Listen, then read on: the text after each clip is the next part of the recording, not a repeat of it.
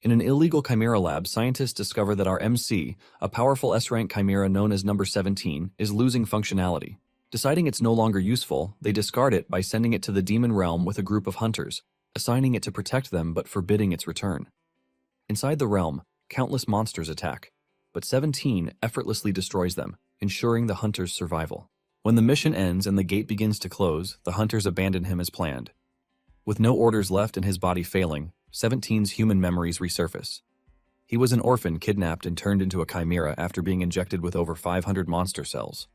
As his life fades, his core releases a massive explosion, and in a shocking twist, number 17 is reborn. Not as a monster, but as his original human self once again. 17 is left in awe as he tries to process what just happened to him. He realizes that the monster cells in him are still active, meaning he is not a regular human. He figures out that the lab is already done with him, which is why they have not come to retrieve him.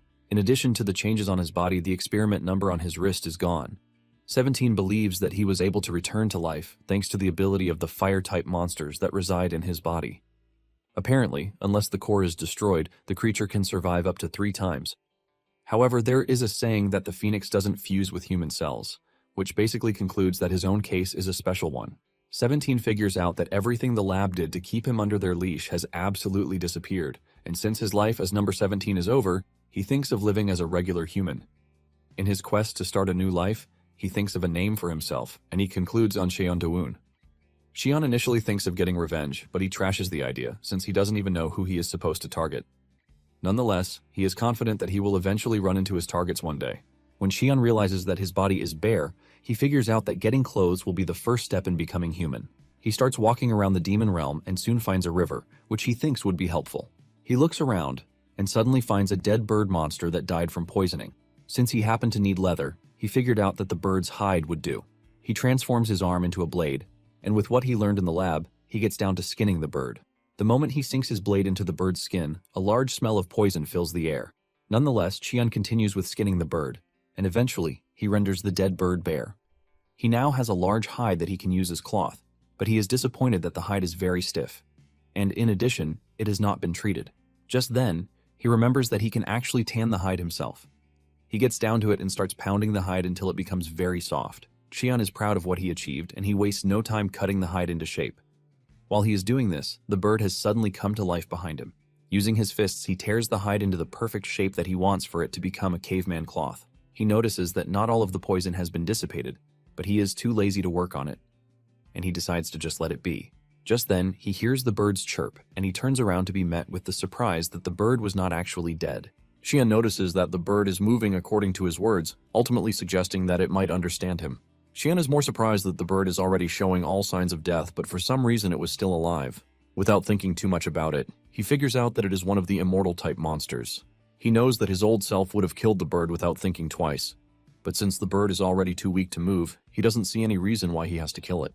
He considers them both lucky beings, and he urges the bird to live its second life well, just as he also plans to. As he walks away, Cheon mentions that they might eventually meet somewhere again if fate wants it. After he has solved his clothing problem, he figures out that the next thing on his agenda is to get himself a house. Cheon starts looking around, and the first place he finds is a cave, where he runs into a giant centipede-type monster. Uninterested in living in such a dark place, he ditches it, but before leaving, he relieves the monster of its head. Upon leaving the cave, he wanders till he reaches the snowy mountains. He encounters some ice monsters, but he easily takes them out too. He considers the snowy mountains a no-no because it is going to be hard for him to find food. He continues his search for the perfect home, and after so much effort, he finally finds a location that suits him. There is a lake in the area, and the vegetation is green, with a hill circling the area. He checks out the lake and realizes that it is filled with fish that he can use for food. Everything that makes for a perfect home is present in the area, and without much debate on it, Cheon figures out that he has found where to build his new house. Elsewhere, a mechanical-type chimera just found itself in the demon realm. Since Cheon has decided to build a house at the location, he finds a suitable plot, and he turns his arm into long, sharp blades. With just a swing, he cuts down timbers and arranges them. When he places the foundation timbers on the ground, he notices bumps, and he fixes this by clearing the land until it becomes level. After he is done with this, he grabs the trees, and he starts driving them into the 4 corners that will serve as the house post. After this, he laid planks on the house floor, and for the walls he couldn't get his hands on nails, so he used slime from snail-type monsters. Apparently, the slimes are always very solid, but he doesn't know if it is going to be waterproof or not. For the finishing touches, he uses cocoon silk from silkworm larvae. Cheon is pleased with what he has built, but he notices that something seems to be lacking. He starts thinking of what other human homes have that he is currently lacking. He thinks of a garden or even a dog, but he dismisses the idea, since he can't raise a dog in the demon realm. He concludes that he is going to make a vegetable garden, but even this leaves him conflicted, because he needs to think of something that will grow in the demon realm. Suddenly, it dawns on him that there is a snowy mountain close to him, where he can get a particular plant called mandragora. Cheon immediately heads to the mandragora's habitat, which is the snowy mountains where the demonic energy is thickest. The thick snow on the mountains made him remember when he was kidnapped as a kid and sent to the lab. Even though he went through pain, he can't deny the fact that becoming a chimera has its perks. Some of the perks of being a chimera are that he doesn't have to worry about the cold or hunger. Momentarily, he finds the mandragora's plantations. Apparently, the mandragoras are extremely stress-sensitive, and they are like a sunfish-type monster. They basically can die from even the slightest environmental changes. Since he is planning on relocating the mandragora, he figures out that picking out the younger, more adaptable ones will be the best. The first thing he does is remove the roots, and he also thinks of covering his ears, since they are notorious for screaming when disturbed. He pulls one of the mandragoras out, but to his surprise, it remains silent. He assumes it's a fluke, and he pulls out another, but the result remains the same. In fact, the mandragoras are having a nice nap and couldn't care less. He pulls out several more, but none of them scream like he expected them to. Apparently, the scream happens when the plants are artificially grown by humans. Since the human world has low demonic energy, they are often stressed out, which is why they scream like hell. If they are forcefully pulled out, they also scream, and they end the sequence by dying. Since they are in the demon realm, the mandragoras have no reason to scream. However, Cheon is confused as to why the plants are not trying to run from him, because they should at least be trying to run away. Suddenly, it dawns on him that he actually has mandragora cells in his body, and they probably see him as one of them. He believes that this is a good thing because it is less stressful for him. Cheon is already thinking of the nice things he can get by growing the mandragoras, like tea, and even eating them as snacks. However, forcefully taking their fruits makes them poisonous, and Cheon figures out that he has to find a way to convince the plants to trust him. Just then, he notices that there are hunters in the vicinity, and he decides to check them out, since he is curious to know what they are doing in the dangerous snowy mountains.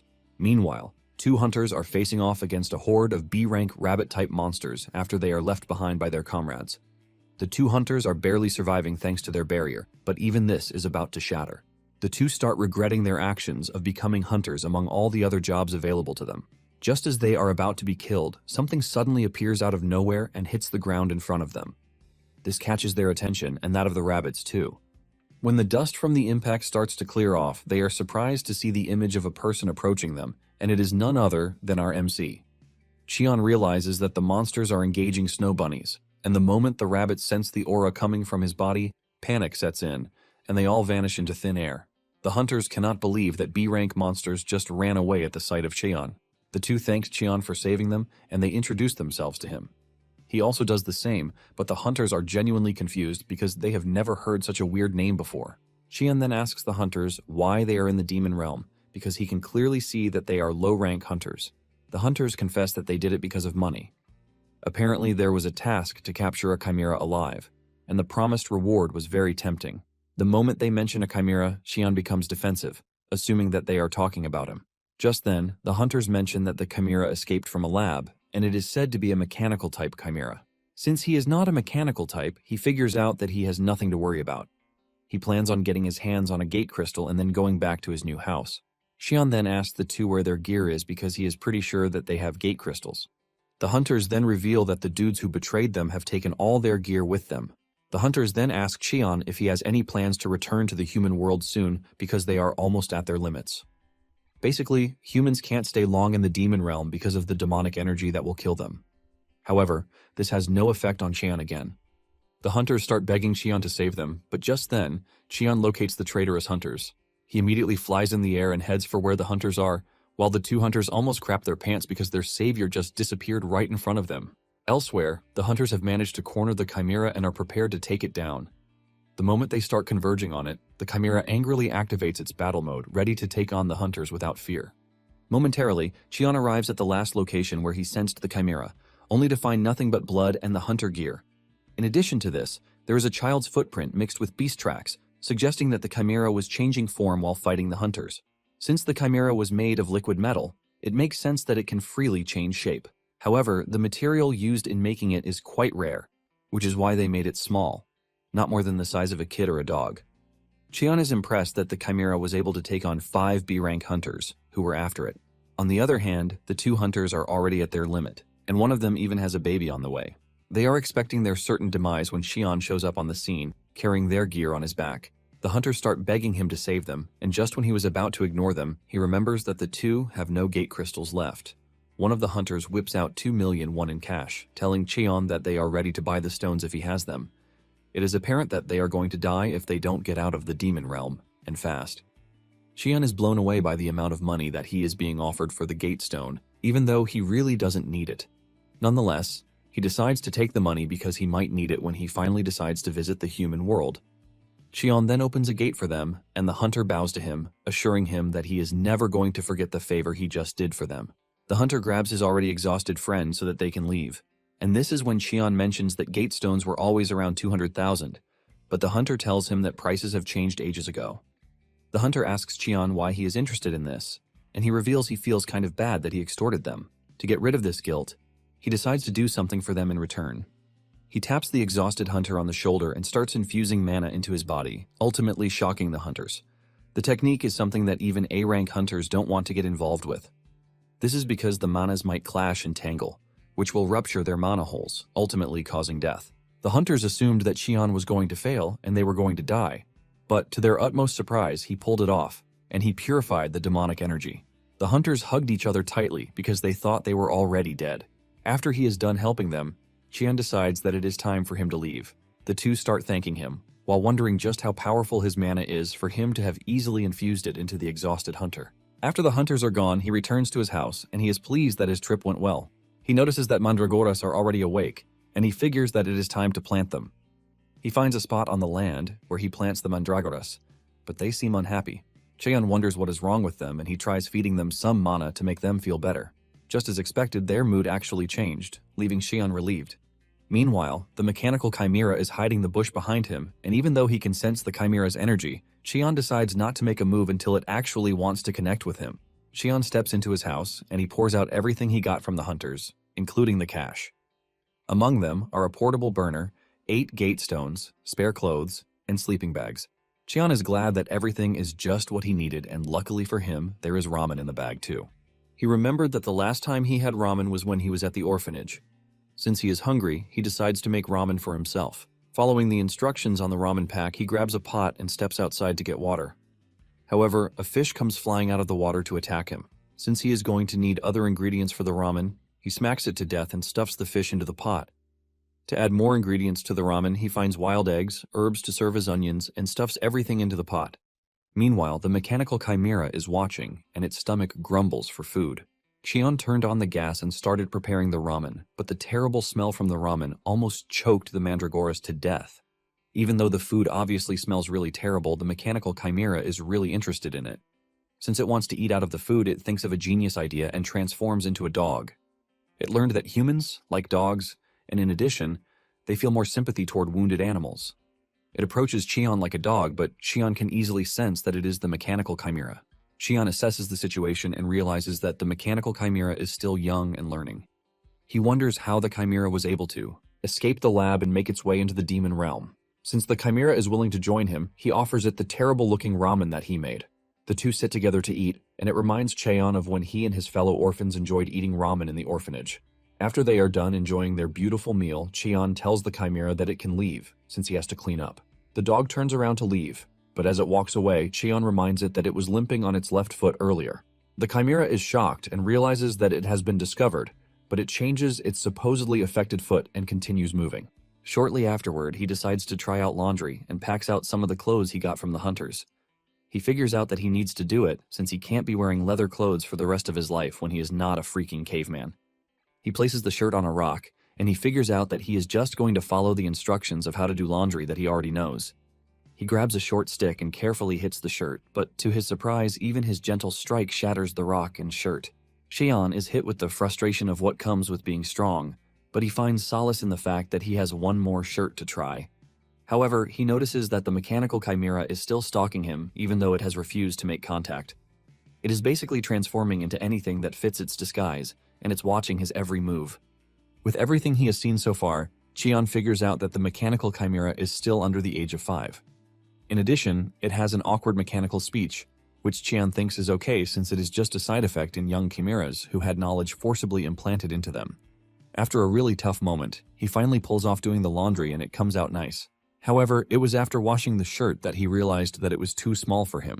But instead of ditching it, he decided that he was going to just hang it on the line and leave it there as a trophy. After this, he figures out that checking on the mandragoras is the next thing on his list. Just as he left the cloth on the rope, the mechanical chimera grabs it and puts it on just because it is imitating what he has seen in other humans. The mechanical chimera declares that the shirt is finally its own, and to rock it better, it transforms into a young girl with beautiful long hair. While looking at the mandragoras, Cheon realizes that they are acting really weird, which is not supposed to be so. The leaves on the plants are already wilting, and the roots appear to be dry. Cheon is confused because he pulled out all the weeds when he was making the field for the mandragoras. Cheon then carefully investigates, and this is when he finds out that there are parasites underground that have been making life difficult for the mandragoras. He faults himself for not checking thoroughly, which almost led to the death of the plants. He figures out that he needs to make a proper garden, which is about the size of his house. Just when he's about to start, the chimera shows up and greets him. Cheon is shocked to see that the chimera has changed into a girl, and is even trying to talk to him. The girl asks Cheon if the structure behind him is his house, and Cheon says yes. She then asks if he is a native of the land, and the moment Cheon hears this, he decides to mess with her a bit. Cheon says he is a native, and he asks the chimera which tribe she's from.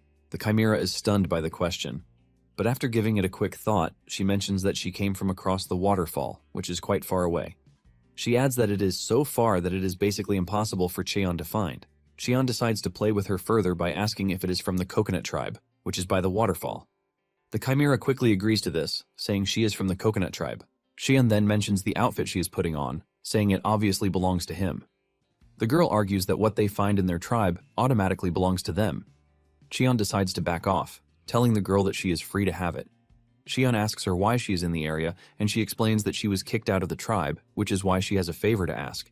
The girl tells Cheon that she would like to live at his house, and she begs him to agree. Cheon plays the role of a fool by asking her what she meant about living there, and she reveals that it seems to be safe. Cheon figures out that she needs a place to crash, and he agrees, but he lets her know that she has to prove her worth. The girl agrees, and she suggests that Cheon give her a job to do. Cheon then tells her that he is going to need her to till the field because he wants to build a new home for the mandragoras. The girl wastes no time grabbing the stick from him while assuring him that she is good at using her strength. She immediately trashes the ground, shocking Cheon because the girl is not even trying to hide her own strength. Cheon then figures out that she is not used to being a normal kid, so she doesn't understand how they behave. Suddenly, the girl is hit with the "what is your name" question. The girl is shocked, since she doesn't have one, but she decides to make a new name for herself. Judging by the flowers she saw earlier, she declares that her name is Kim Nari. Cheon figures out how she coined the name, but he is not ready to argue with her. Momentarily, she finishes up with the garden, and Cheon sets up the stone fence. Cheon then places the mandragoras there, and they obviously love the new setting. Cheon notices that Kim Nari is crying, and he asks her what the problem is. She mentions that seeing the mandragoras reminds her of her friends, leaving Cheon shocked because he doesn't expect the lab to allow their products to be social. Suddenly, Cheon senses a strange aura in the air, and he figures out that monsters are fighting each other.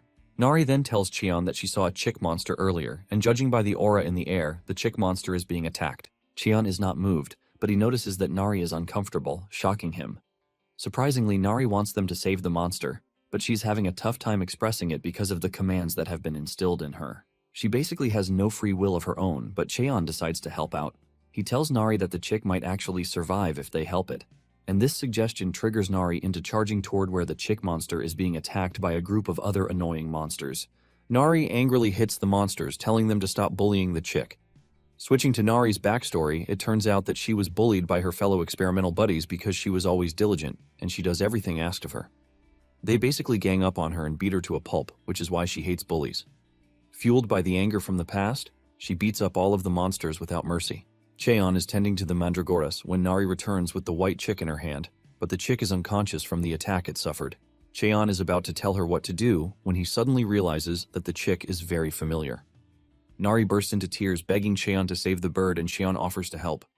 He places his hand on the chick and transfers mana into it since there are no signs of fatal injuries. While doing this, Cheon easily figures out that the chick was the immortal type monster that he took the hide from. However, Cheon is confused as to why the monster shrank to a small size, but he assumes that its regeneration method is different from his. After he is done feeding it with mana, Nari asks if the monster is facing any serious threat, but Cheon mentions that it is basically malnourished. It was starving because of its small size, and Cheon assures the girl that the monster will recover on its own since he has fed it some mana. Surprisingly, Nari is scared to leave the chick by itself, and she begs Cheon, asking if she can raise the monster. She promises to train the monster properly and even feed it. Cheon tells Nari that the chick monster might end up being gigantic when it matures, but Nari doesn't mind, assuring Cheon that she is going to feed it just a little. Cheon is not ready to start going back and forth with her again, and he agrees for her to take care of it. Cheon believes that it will also come in handy if they just leave it in the yard to guard it. Momentarily, the bird monster wakes up, and the moment it opens its eyes, it recognizes Cheon. While Nari is celebrating that the monster is awake, the monster, on the other hand, is staring cautiously at the tough dude standing in front. The monster is also disgusted with the fact that it is being grabbed and thrown around by a little girl, leaving it to wonder how a little girl found its way into the demon realm. While Nari is hearing a goo-goo sound, Cheon can hear the bird monster screaming for its life. Cheon is shocked by the realization that he can understand what the bird is saying. Nari is excited to have a pet, and she wastes no time bathing it. And she has even decided on a name for it. The best name she could come up with is Goo, since the bird makes goo-goo sounds like a pigeon. The monster bird cannot believe that they are basically picking out trash names for it. Goo gets on his feet and starts screaming at Nari, forcing the girl to believe that Goo is crying and wants more water. She doesn't hesitate before splashing it with more water, but this only makes life harder for Goo. Goo lies on the table begging for Nari to stop with all the water splashing. Since Nari can't understand Goo, Cheon steps in, and he tells Nari to hold off on the water splashing. Nari then decides that what Goo needs is food, and she steps out to get food. Later on, Cheon figures out that he is going to need a storage space, and he sets down some trees so he can cut them into the sizes he wants. However, the tree breaks apart with the slightest touch, leaving Cheon confused. He knows that he followed all the instructions that he is aware of, but Goo lets him know that he is getting everything wrong. Goo mentions that trees have different textures, and the one Cheon is trying to cut is basically softwood. Cheon is surprised to learn that trees have different hardness, and Goo cannot believe just how dumb the guy is for not knowing. Cheon then asks Goo what color signifies the hardest wood, and Goo reveals that red-colored wood is the strongest. Suddenly, it dawns on the chick monster that Cheon can actually understand him, but to confirm, it decides to create a telepathic bridge to get into Cheon's head, but Cheon blocks it the instant he notices it. Goo then asks Cheon how he is able to understand it, and Cheon mentions that he is basically feeling human words popping up in his head. Cheon, on the other hand, thinks it is more weird that a monster can understand human words. Goo is hesitant to reveal how it can do this, but Cheon figures out that it is one of the rare intelligence-type monsters born from low probability. Cheon has always heard of it, but it's basically his first time seeing one in person. Cheon then points out the fact that he and the monster have met before, and Goo doesn't deny this. In fact, Goo has been waiting to meet him again because he actually saved its life when he removed its poison-infested hide. Goo had already promised that whenever they met again, it was going to help Cheon, even if it was once. Cheon finally figures out that its immortality core remained because he got rid of the poison ravaging Goo's body back then. Since it is offering to help, Cheon asks if it is ready to render the help at that moment, and he says yes. Goo tells Cheon to follow it, and it will lead Cheon to where the red trees grow. They are about to leave when Nari comes rushing back with a hunter hot on her tail. The hunter uses fire-type attacks, which scare Nari. The hunter is not pleased with the fact that he has to attack a little girl, but at the same time his whole life and career are on the line if he doesn't retrieve the mechanical chimera. The hunter catches up to Nari, who has crashed to the ground in tears. He shoots a powerful flame attack to try and overwhelm Nari, but Cheon blocks the attack. Cheon looks absolutely pissed with Goo sitting on his shoulder as they aura farm their way into the scene. Goo tells Cheon that he will tell Cheon about the trees after they have saved Nari. Cheon notices that Nari is acting totally out of it because she is afraid of fire, and he decides to put out the fire first. Goo is pissed that the hunter is bullying a kid, and the hunter, on the other hand, is pissed that someone he doesn't know is preventing him from carrying out his duties. Cheon basically tells the dude to keep his mouth shut because he talks a lot. This pisses the hunter off, and he angrily unleashes more firepower from his body, but Cheon does something easy to subdue him. He hits the hill behind him with an energy blast that causes it to come crashing down on the hunter. The hunter realizes this very late, and before he knows it, he finds himself trapped under a bulk load of sand. Cheon then checks on Nari to tell her that she has nothing to worry about again. He assures her that all she needs to do when she's scared of something is to knock it out. Cheon then decides to check on the hunter. He grabs his head and tries pulling him from the sand, but to his surprise, the hunter's hair comes off. Cheon is surprised when he sees this, but he is totally blown away when he sees the hunter's ugly bald head. The entire team is surprised because the hunter looks so young, but he is already bald, which is why he is hiding his insecurity by wearing a wig. Nari forgets that she was crying herself to death some moments ago, and she starts laughing at Mr. Baldy. Cheon, on the other hand, tries to assess the situation, and judging by the hunter's strength and Nari's strength, Cheon doesn't think she should be losing to the likes of him. Since he wants to know what is going on, he resorts to the use of telepathy, which can help look into someone's memories. He senses that Nari is still scared of the evil scientist who worked on her, and Cheon pats Nari on the head for being a strong girl. Cheon figures out that the trauma might not disappear immediately, but it will get better as time progresses. Cheon is then left with what he is supposed to do with Mr. Baldy, and with a bright face, Nari says she has an idea. Momentarily, the hunter wakes up to find himself hanging from the waterfall. They have tied a big rope to a big stone, and he is strung to the rope. The hunter sees this and starts regretting all of his life decisions. Nari is in the distance, is having a laugh while Cheon tries to stop her from making fun of someone else's appearance. Cheon then grabs the pot and fetches water from the river, claiming that it is for ramen. Nari is excited when she hears this because she believes that Cheon's fish ramen is the best in the world. Cheon teases her by asking her if the coconut tribe eats fish ramen, and she excitedly says yes. The hunter, on the other hand, is trying to understand his situation, and judging by Cheon's appearance, he figures out that he is A rank at least. However, he doesn't rule out the idea that Cheon might even be stronger than he thinks because there are reports of hunters who are pretty strong, but they operate from the shadows. While Cheon is getting water for the ramen, Nari is busy catching fish left and right. Cheon then tells her that they only need one fish so she can let the rest go. Nari excitedly agrees with this, and Cheon urges her to drop the fish in the pot. The hunter is horrified by what he is looking at, as he cannot believe that the huge amount of water that they are fetching into the pot is what they plan to use in cooking the 3 packs of ramen. The hunter cannot stand the abomination that they are about to commit, and he screams at them, telling them to let him go so he can cook the ramen. Cheon agrees and cuts him down from where he is, so he can cook the ramen. Even though it is just ramen, the hunter can sense the immense pressure coming from the two, ultimately pointing out that he is dead meat if he messes it up. With sweat dripping from his face, he decides to go with the standard form of cooking ramen that he knows. He figures out that the amount of water that he needs will depend on what his sixth sense says it is. Since he is cooking 3 packs of ramen, he adds the sauce and noodles to the boiling water, and he figures out that he needs just a little over 4 minutes to get it done.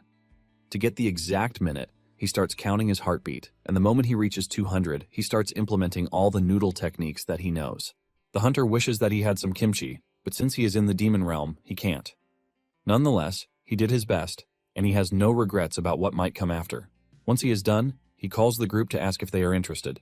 They stare at the noodles, and Nari is the first to point out that the noodles look absolutely different from those Cheon cooked. Cheon and the group decide to try it out, and the moment they take a spoon out of it, they are sent into a foodgasmic state because of the tasty ramen. Nari jumps off the table telling Cheon how delicious the ramen is. Even Gu is entirely blown away as he asks if humans are always eating such delicious food every day. Cheon mentions that he's actually surprised, but he suggests that they finish the ramen first. Shortly afterward, they finish the food, and deep down, they wish the ramen hadn't finished. The hunter nervously asks them if they liked the ramen, and the first thing Cheon asks him is what he actually wants. The hunter is confused by the question, and Cheon mentions that the ramen is too delicious for him to eat for free. Cheon then urges the hunter to tell him what he wants, and if it is something within his power, he promises to grant it. The hunter, Nam Kiseok, is happy to hear this, and he immediately falls face first, telling Cheon to teach him how to be strong just like him. Cheon is shocked to hear this as he asks Kiseok why he is asking him to teach him when he is not his master. Kiseok confesses that Cheon is the strongest hunter that he has met. In addition, Kiseok can see that Cheon has settled down in the demon realm, which is why he built a house there. Kiseok tries to point out the perks of having him around, and the standout perk is that he can cook. In fact, he is ready to become a delivery man who helps Cheon get things from the human realm. Kiseok is very desperate to learn from Cheon so he can be promoted to A rank. Cheon then asks Kiseok if he attacked Nari because of the bounty. The hunter is surprised that the mechanical creature has gotten a name, and Cheon whispers in his ear, telling him to go with the flow that Nari is from the coconut tribe. Kiseok mentions that he went after Nari because of personal reasons that are difficult for him to say, but he assures Cheon that it is definitely not because of bounty.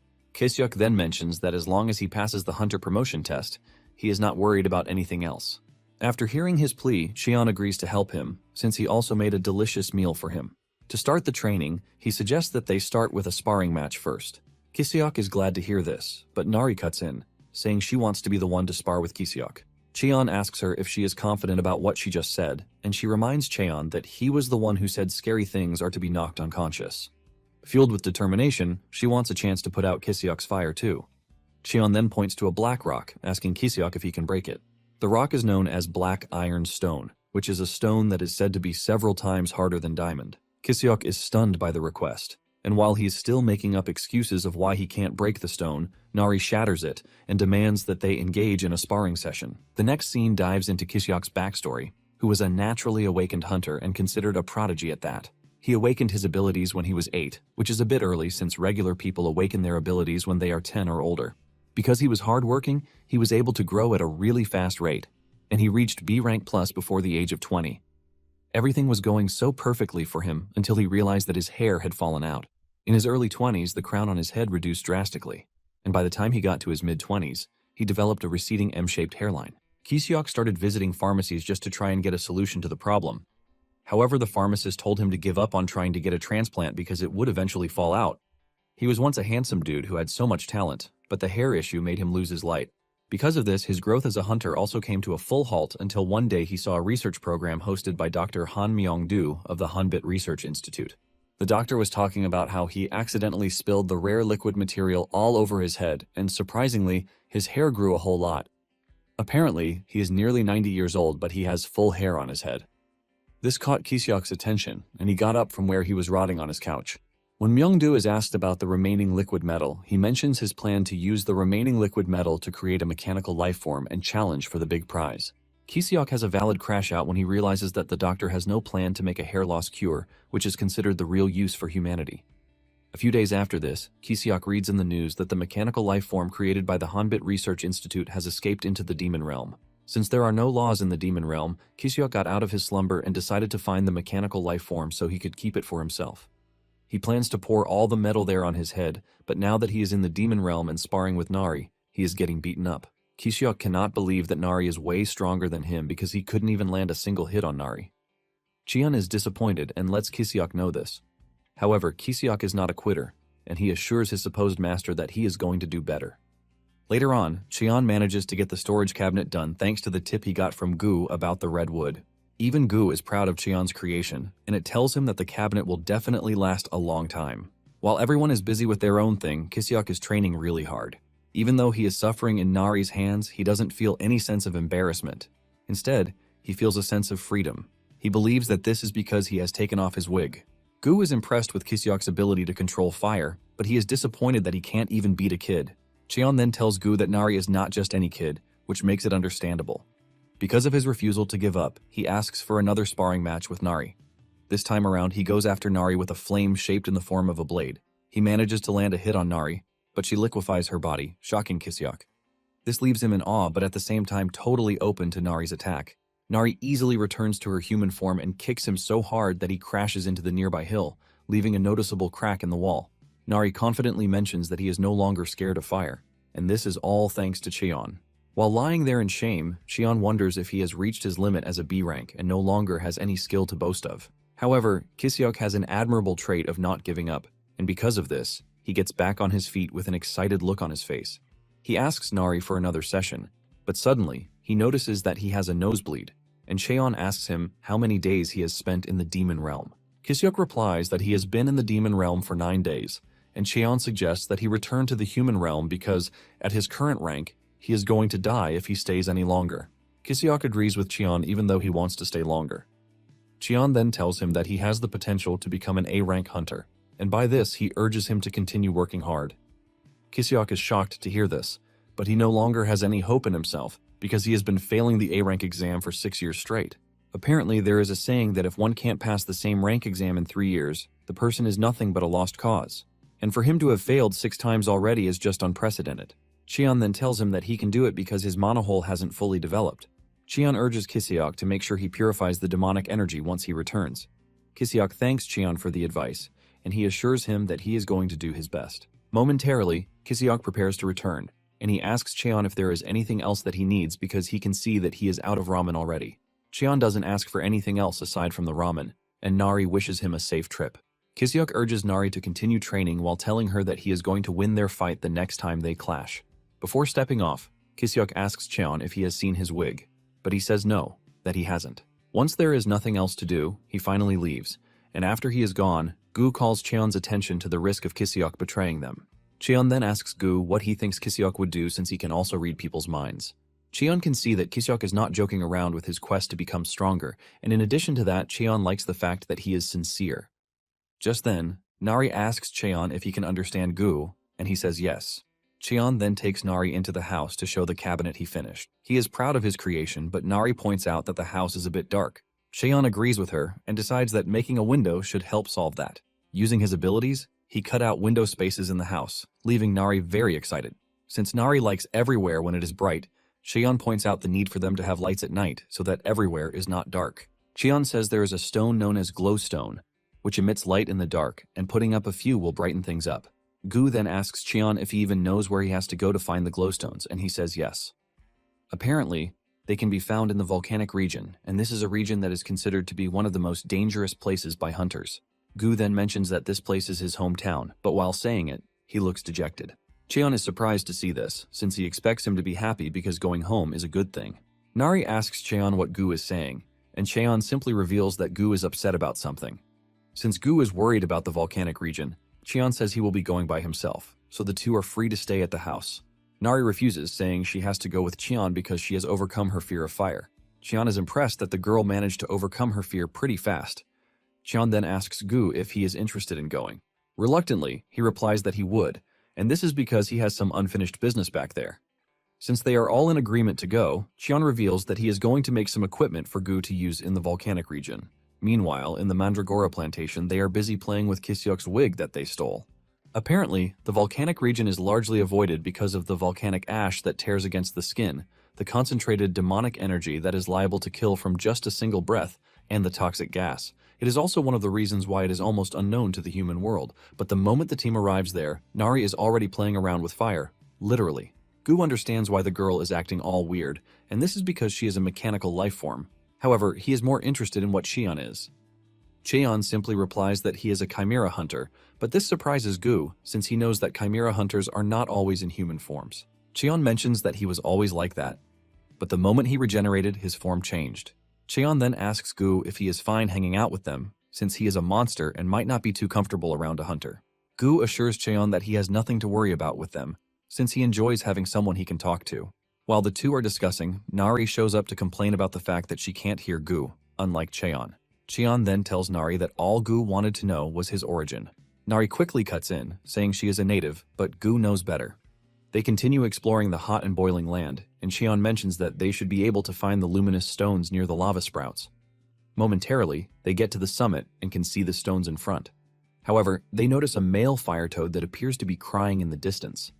Surprisingly, there is a dead female fire toad in front of it, which is why the toad is crying. Apparently, the female was transporting their eggs when she died.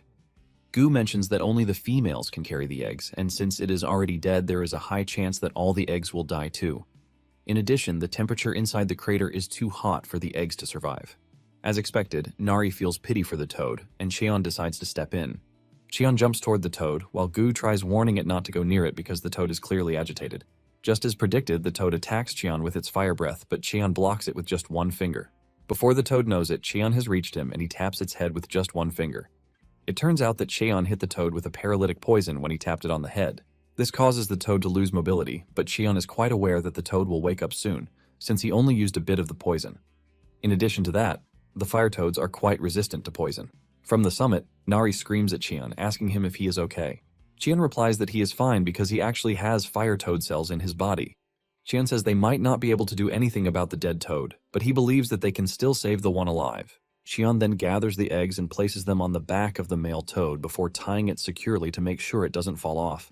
The male toad is shocked when he comes back to his senses to see that he is now carrying the eggs. It moves over to its dead partner and says its goodbyes before leaping off a great distance. Before making his final leap away from the area, the fire toad looks back to briefly stare at Nari, and she concludes that the toad was trying to thank them. Since they have finished with the toads, Cheon tells Nari to come down so that they can get the stones. Nari excitedly grabs the stones off the volcanic pit, but Cheon warns her to be careful because she is going to hurt her foot if she drops them. Nari giggles jokingly, saying the stone is nothing compared to her strength. Gu, on the other hand, is struggling to carry the stones, and he blames this on his little body. Cheon then urges him to go take care of his business while he takes care of the stones. Cheon believes that Gu even brought gifts for his friends, but Gu retorts, saying monsters don't have friends. In fact, he is not planning on meeting them, but he just wants to drop the gifts and leave. Cheon is impressed that Gu is missing his kin, which makes him a very intelligent monster. Gu, on the other hand, deludes himself by saying he is not missing them but regrets not saying goodbye to them when he left. Cheon then asks Gu why he left his pack. Gu then mentions that there were good things that came with his intelligence awakening, and there are bad things too. Apparently, Gu felt he never would have felt the emptiness that is currently ravaging him if he hadn't learned the language. Gu felt superior and alone, since he couldn't properly relate to anyone, which is why he left the pack. In fact, his pack doesn't know he is gone, but he doesn't blame them, since they really don't have the sense of kinship. In the process of removing the stones, Nari suddenly stumbles upon an egg, which is obviously a monster egg, but she has no idea which one it is. However, there was a slight crack on the egg when Gu almost fell and dropped the stone he was carrying. Cheon is worried that the hatchling might have a problem because it actually needs to break out of the egg on its own to be able to grow strong and healthy.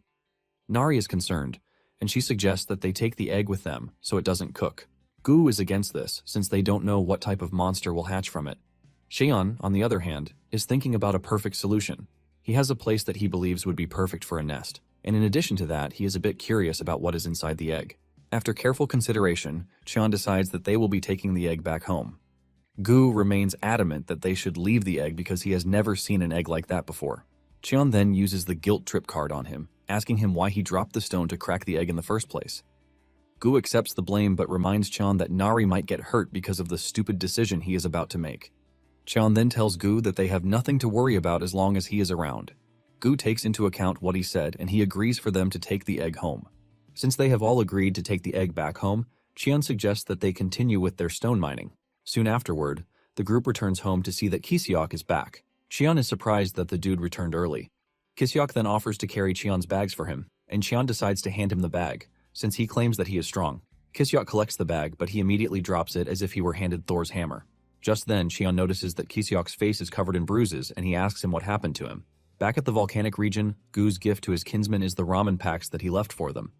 Cheon figures out that Kiseok must have gotten beaten up somewhere, but this is a shock to him, since Kiseok doesn't appear to be the type of guy to be bullied.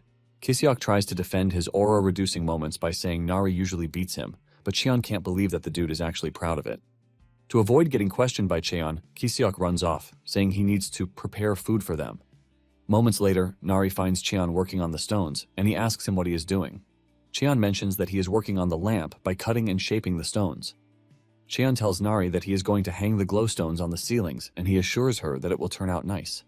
Nari commends Cheon for being a smart guy, and the fact that he explains things in detail too. In addition, Nari believes that Cheon is a kind-hearted person just like her father. Cheon milks the opportunity by asking her if she is talking about her daddy, who is in the coconut tribe. Nari tries to play along too by saying yes. Shortly afterward, a fight breaks out between Gu and the Mandragoras because he believes that they invaded his territory. Later on, Kiseok finishes making one of his special dishes, tofu pockets. He serves the dish and urges the group to dig in. Even though Cheon is interested in the food, he tells Kiseok that he would like to know what actually happened to his face. Kiseok mentions that he went to the Hunter Association to apply for the promotion exam, but he ran into some A-rank hunters, and they teased him for failing 7 years in a row, which eventually led to a fight. Before he even finishes his story, the group has finished their food and is asking for more. Kiseok mentions that the hunters told him to stop hanging around, since he is nothing but a total failure. Kiseok says they kept teasing him about his hair, which was why he fell for their taunts and ended up fighting them. Cheon then asks him if he is totally bald or if he shaved his head. Apparently his hair loss remains a medical mystery that no one has been able to get a solution to. Cheon then asks him when the next promotion exam is, and Kiseok says it's in 90 days. Since they have little time left, Cheon suggests that it is time for them to engage in special training. Kiseok is eager about the training, and he assures Cheon that he is going to do anything he asks him to. Cheon shocks him when he says the first thing he is going to do is to take over the dishes from Nari. Kiseok is still crying about the dishes when Cheon tells him that he has to wash the remaining glowstones to get rid of the volcanic ash on them. Kiseok is shocked by this, leaving him to remind Cheon that he mentioned something about special training. Cheon then tells him that he is free to ignore the training if he wants to live the rest of his life as trash. Cheon then turns to Nari, telling her that they need to go fishing to aid their digestion. Nari is excited about this, and Kiseok, on the other hand, figures out that Cheon must have a reason to tell him to wash the dishes. Instead of complaining, Kiseok gets down to the dishes because he is a man who worked really hard to get to B class. Kiseok doesn't waste any moment in glazing himself about all the good qualities that he has. Kiseok runs after Nari and Cheon, and he joins them at the river. While Nari and Cheon are trying to catch fish, Kiseok is busy doing the dishes, but he is having a hard time with the fish. Apparently, his type of power makes it hard for him to deal with aquatic animals. Cheon is utterly disappointed in Kiseok, and he tells him that his mana has its uses. He tells him to put up a shield with his mana, and Kiseok mentions that he is always trying to, but it has never worked. Upon hearing this, Cheon grabs a glowstone and tells Kiseok to hold it. Kiseok is surprised that he is asked to hold a glowstone all of a sudden, but just then, the stone drops from his arm. This is when it dawns on him that the stone is basically demonic energy at its core, and he can't put enough strength into holding it. Cheon says Kiseok is right because some glowstones contain condensed demonic energy, and the demonic energy from the demon realm is raw, unrefined power. Cheon explains that he has to use refined mana to push it out before he gets to properly use his power. Cheon lets Kiseok know that he has a lot of mana in his body, but he is just unskilled on how to control it. Cheon taps a point on his chest and asks him if a path has opened in his body.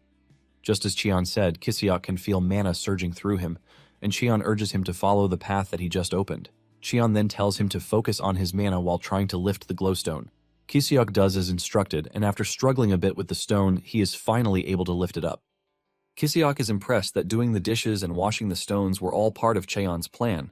Since Kiseok is happy doing it, Cheon tells him to continue channeling his mana while also taking care of the dishes. Excited about the whole situation, Kiseok assures Cheon that he is ready to do everything he mentions. Cheon is also impressed by his determination and sheer will because deep down, Cheon is confident that Kiseok is capable of doing it. That night, Cheon hangs the glowstone in the ceiling, and it makes for a good lamp. While everyone else is sleeping, Gu is the only one with the egg, because he slept earlier in the day, and there is nothing like sleep in his body again. Suddenly, he sees Nari stand up from her sleep like a zombie, and she starts walking out of the house. Surprisingly, Nari walks out of the house to take care of her clothes because it is dirty. Cheon and Gu stays in the distance to wonder why the girl is doing laundry in the middle of the night. Gu believes that she needed to do it since she is a girl and doesn't have any other clothes. Momentarily, Nari walks out of the water with happiness that she has done her laundry, and it is now clean. She is celebrating her small win when Cheon steps out, acting like he is out to get fresh air. When Nari asks him what he is doing outside, he claims that he is on a walk with Gu. Cheon also asks her if she is on a walk, and she nervously says yes. Cheon then tells Nari to stay still, and he puts a belt and her flower on her waist. Nari loves the new addition because it makes her look cool. Suddenly, they hear something irritating from the forest, and this scares Nari. But Cheon assures her that she has nothing to worry about because it is just a grasshopper. They start walking back home, and Cheon asks Nari if there is anything else that she needs, like clothes and shoes.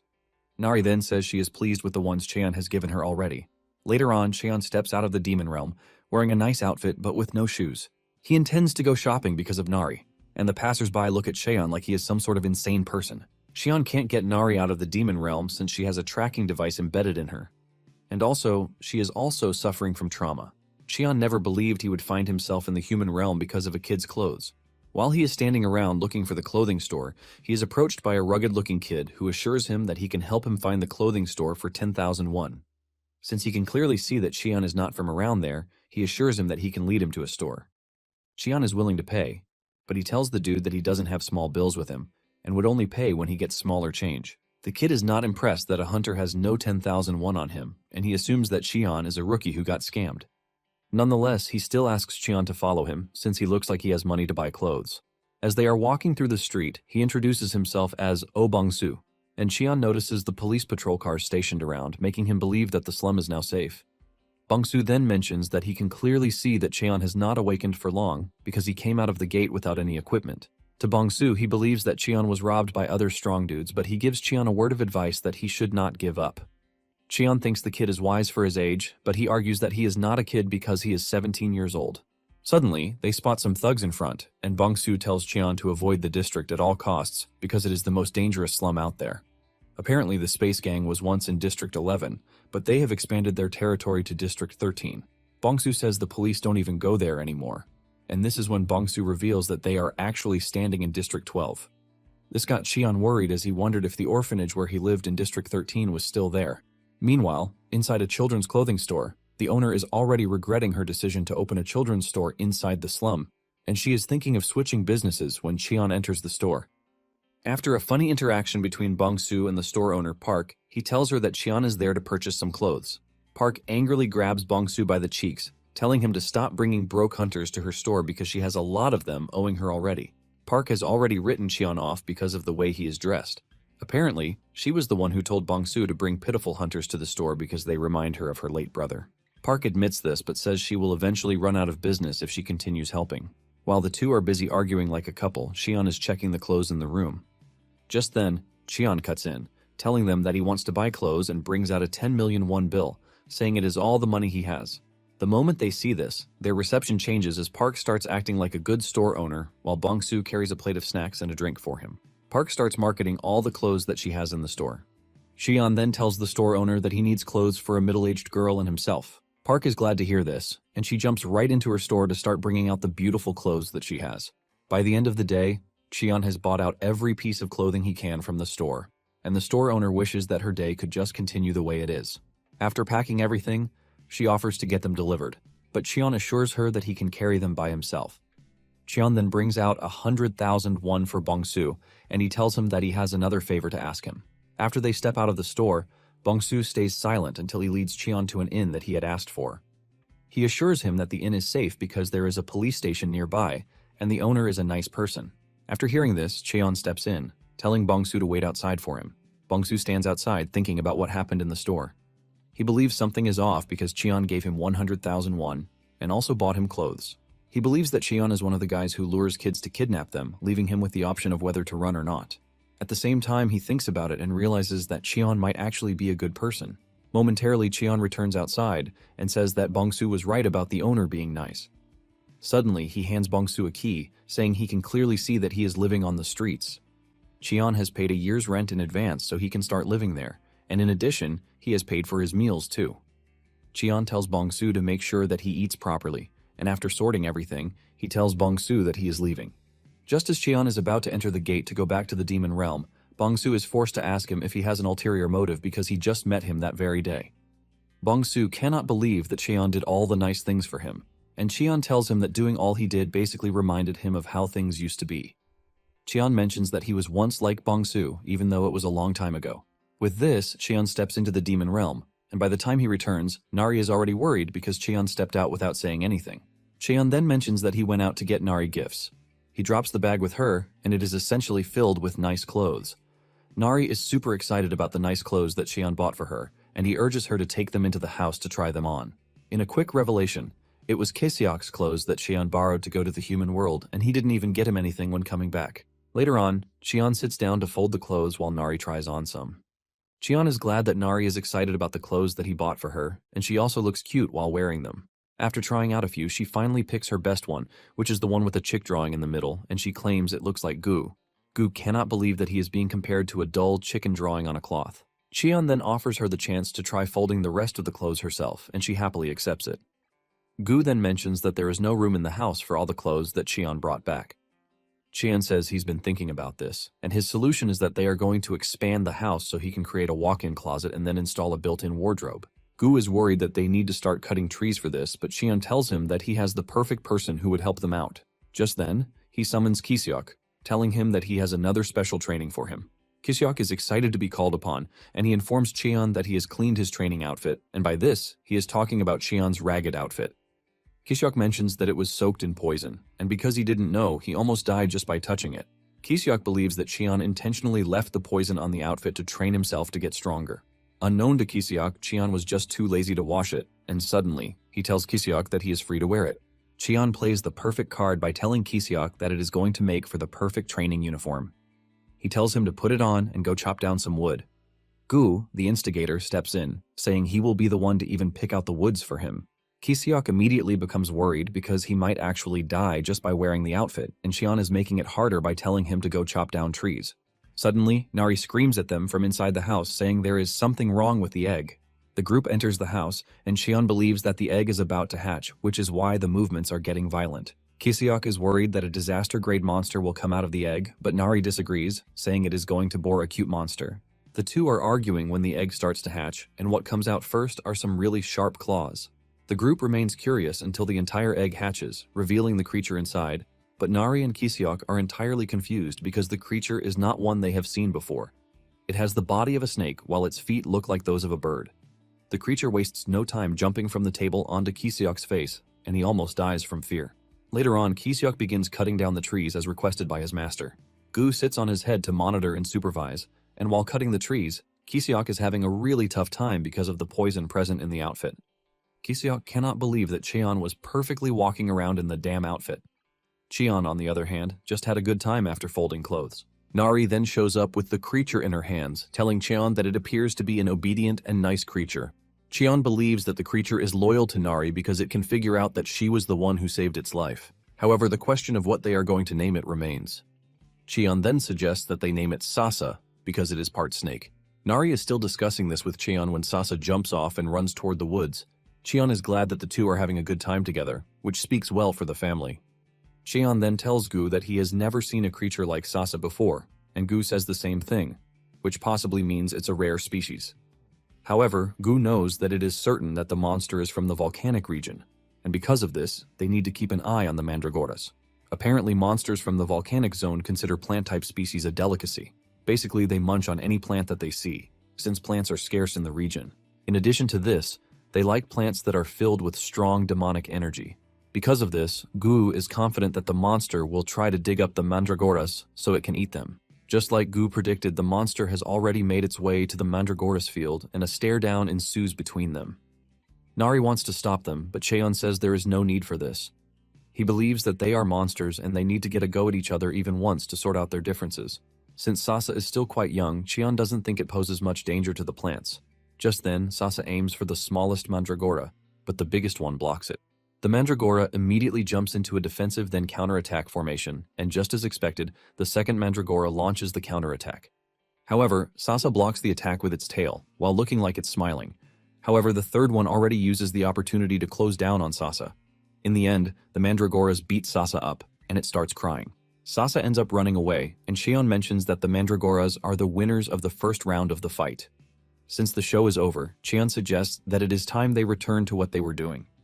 2 days later, Kiseok completes the extension of the house, and Kiseok gladly dumps the outfit with tears of joy running down his cheek. He wonders if he did it well, but Cheon shows up, praising him for even doing it better than expected. Nari is also impressed because the house smells like flowers, and this is thanks to Gu picking out aromatic wood for the building. Cheon is confident that all the clothes stored there will also smell nice. When Kiseok learns that Cheon has given the new monster a name, which is Sasa, he proposes a supposedly better one.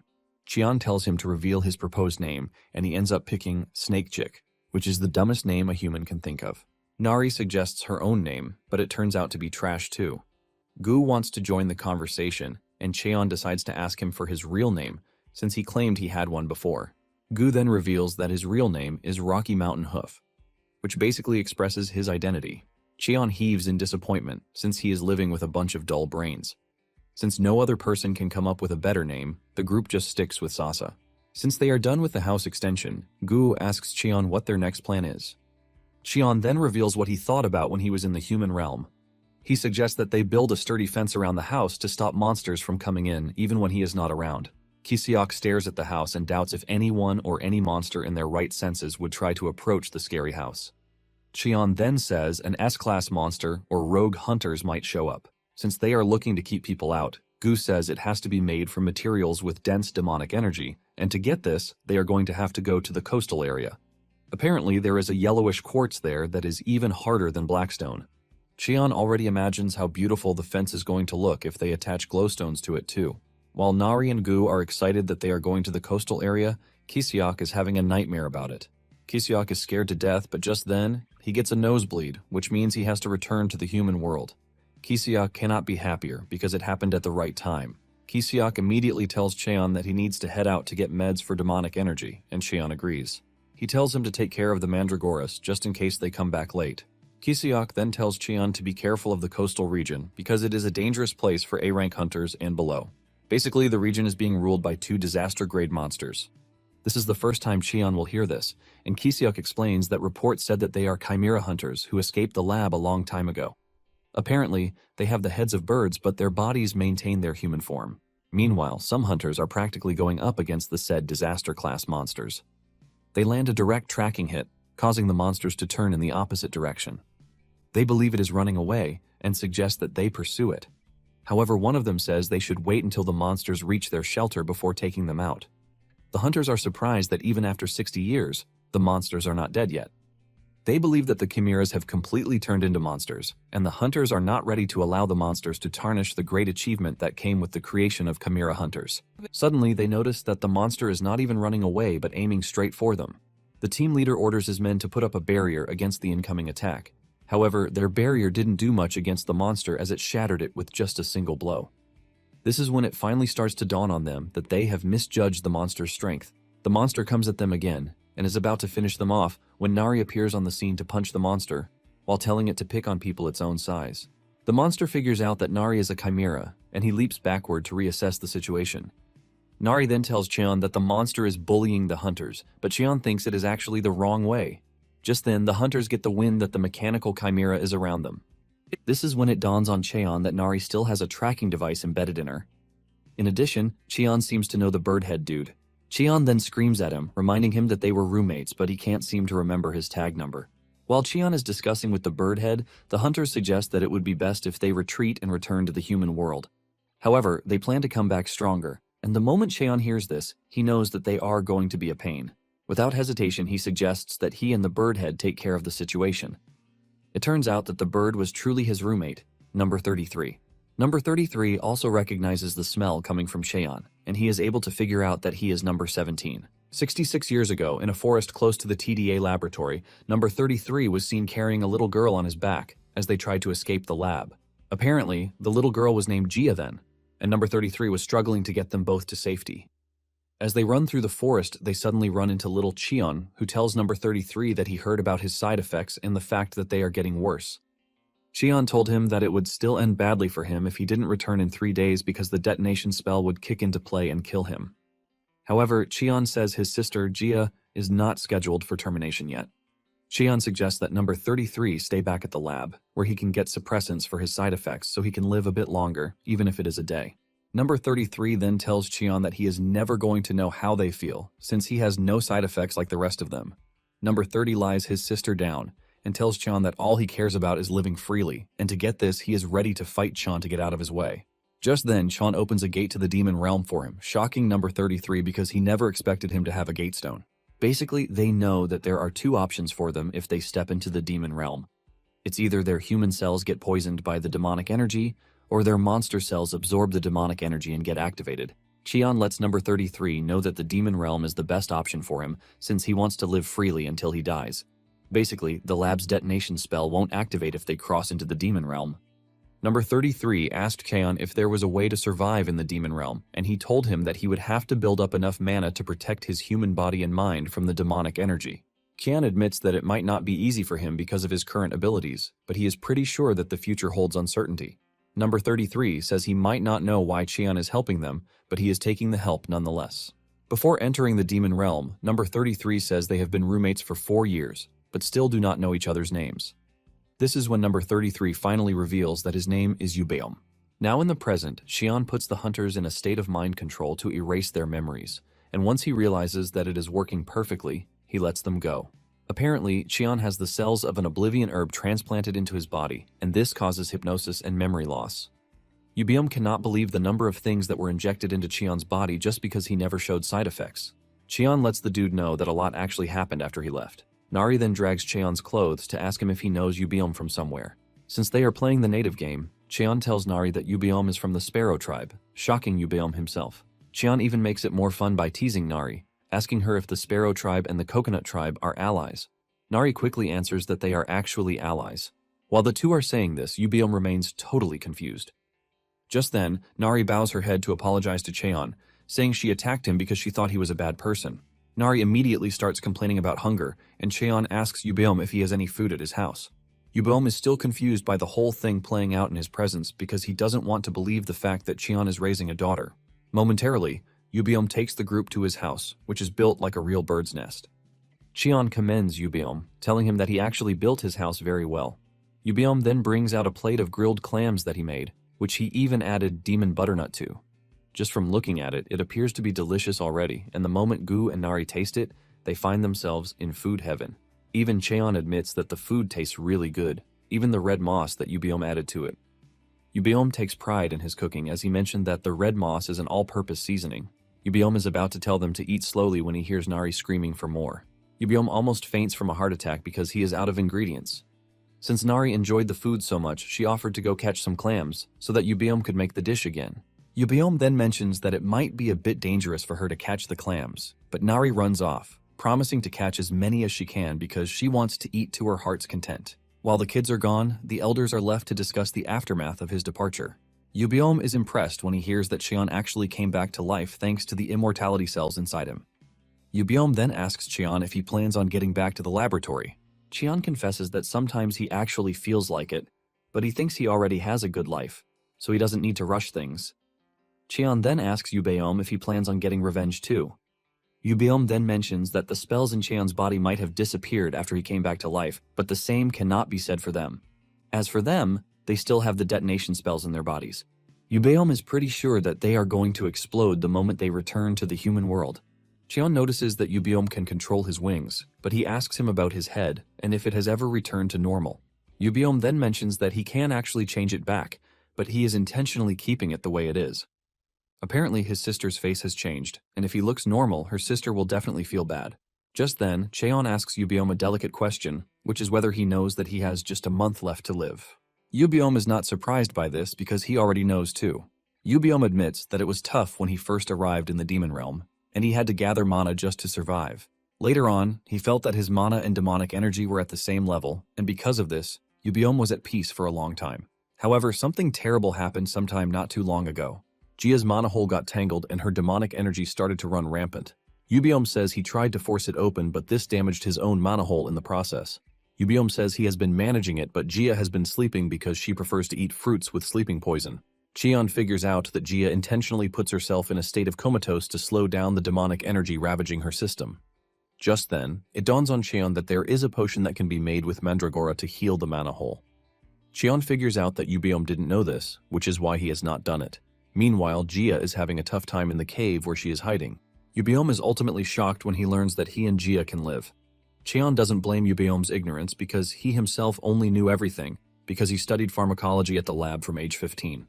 Cheon tells him that all he needs is to drink refined water from a mana hole infused with the leftover roots of a mandragora. Cheon always thought the leftovers were insignificant, but they actually absorb demonic energy underground, then sprout into new entities, even multiplying into more. It is basically a source of vitality on its own. Because of this, any refined water made from its leftover roots shows remarkable effects in regenerating mana holes. Cheon never thought it would be of use to him, but he is thankful. He is actually raising mandragoras. Cheon then tells Yubiom that he will leave to get him some.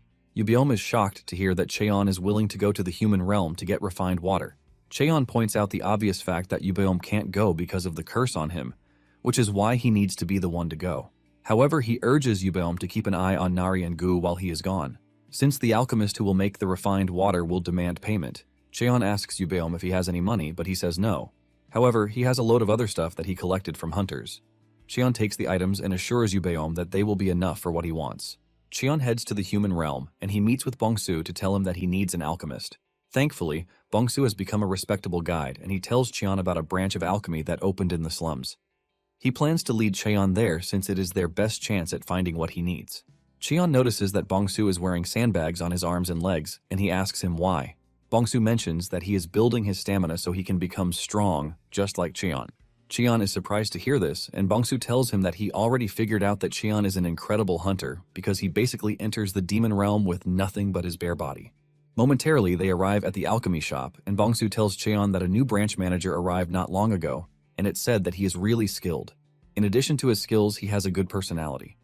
Just then, they spot the said manager in the distance, getting a call from the loan shark.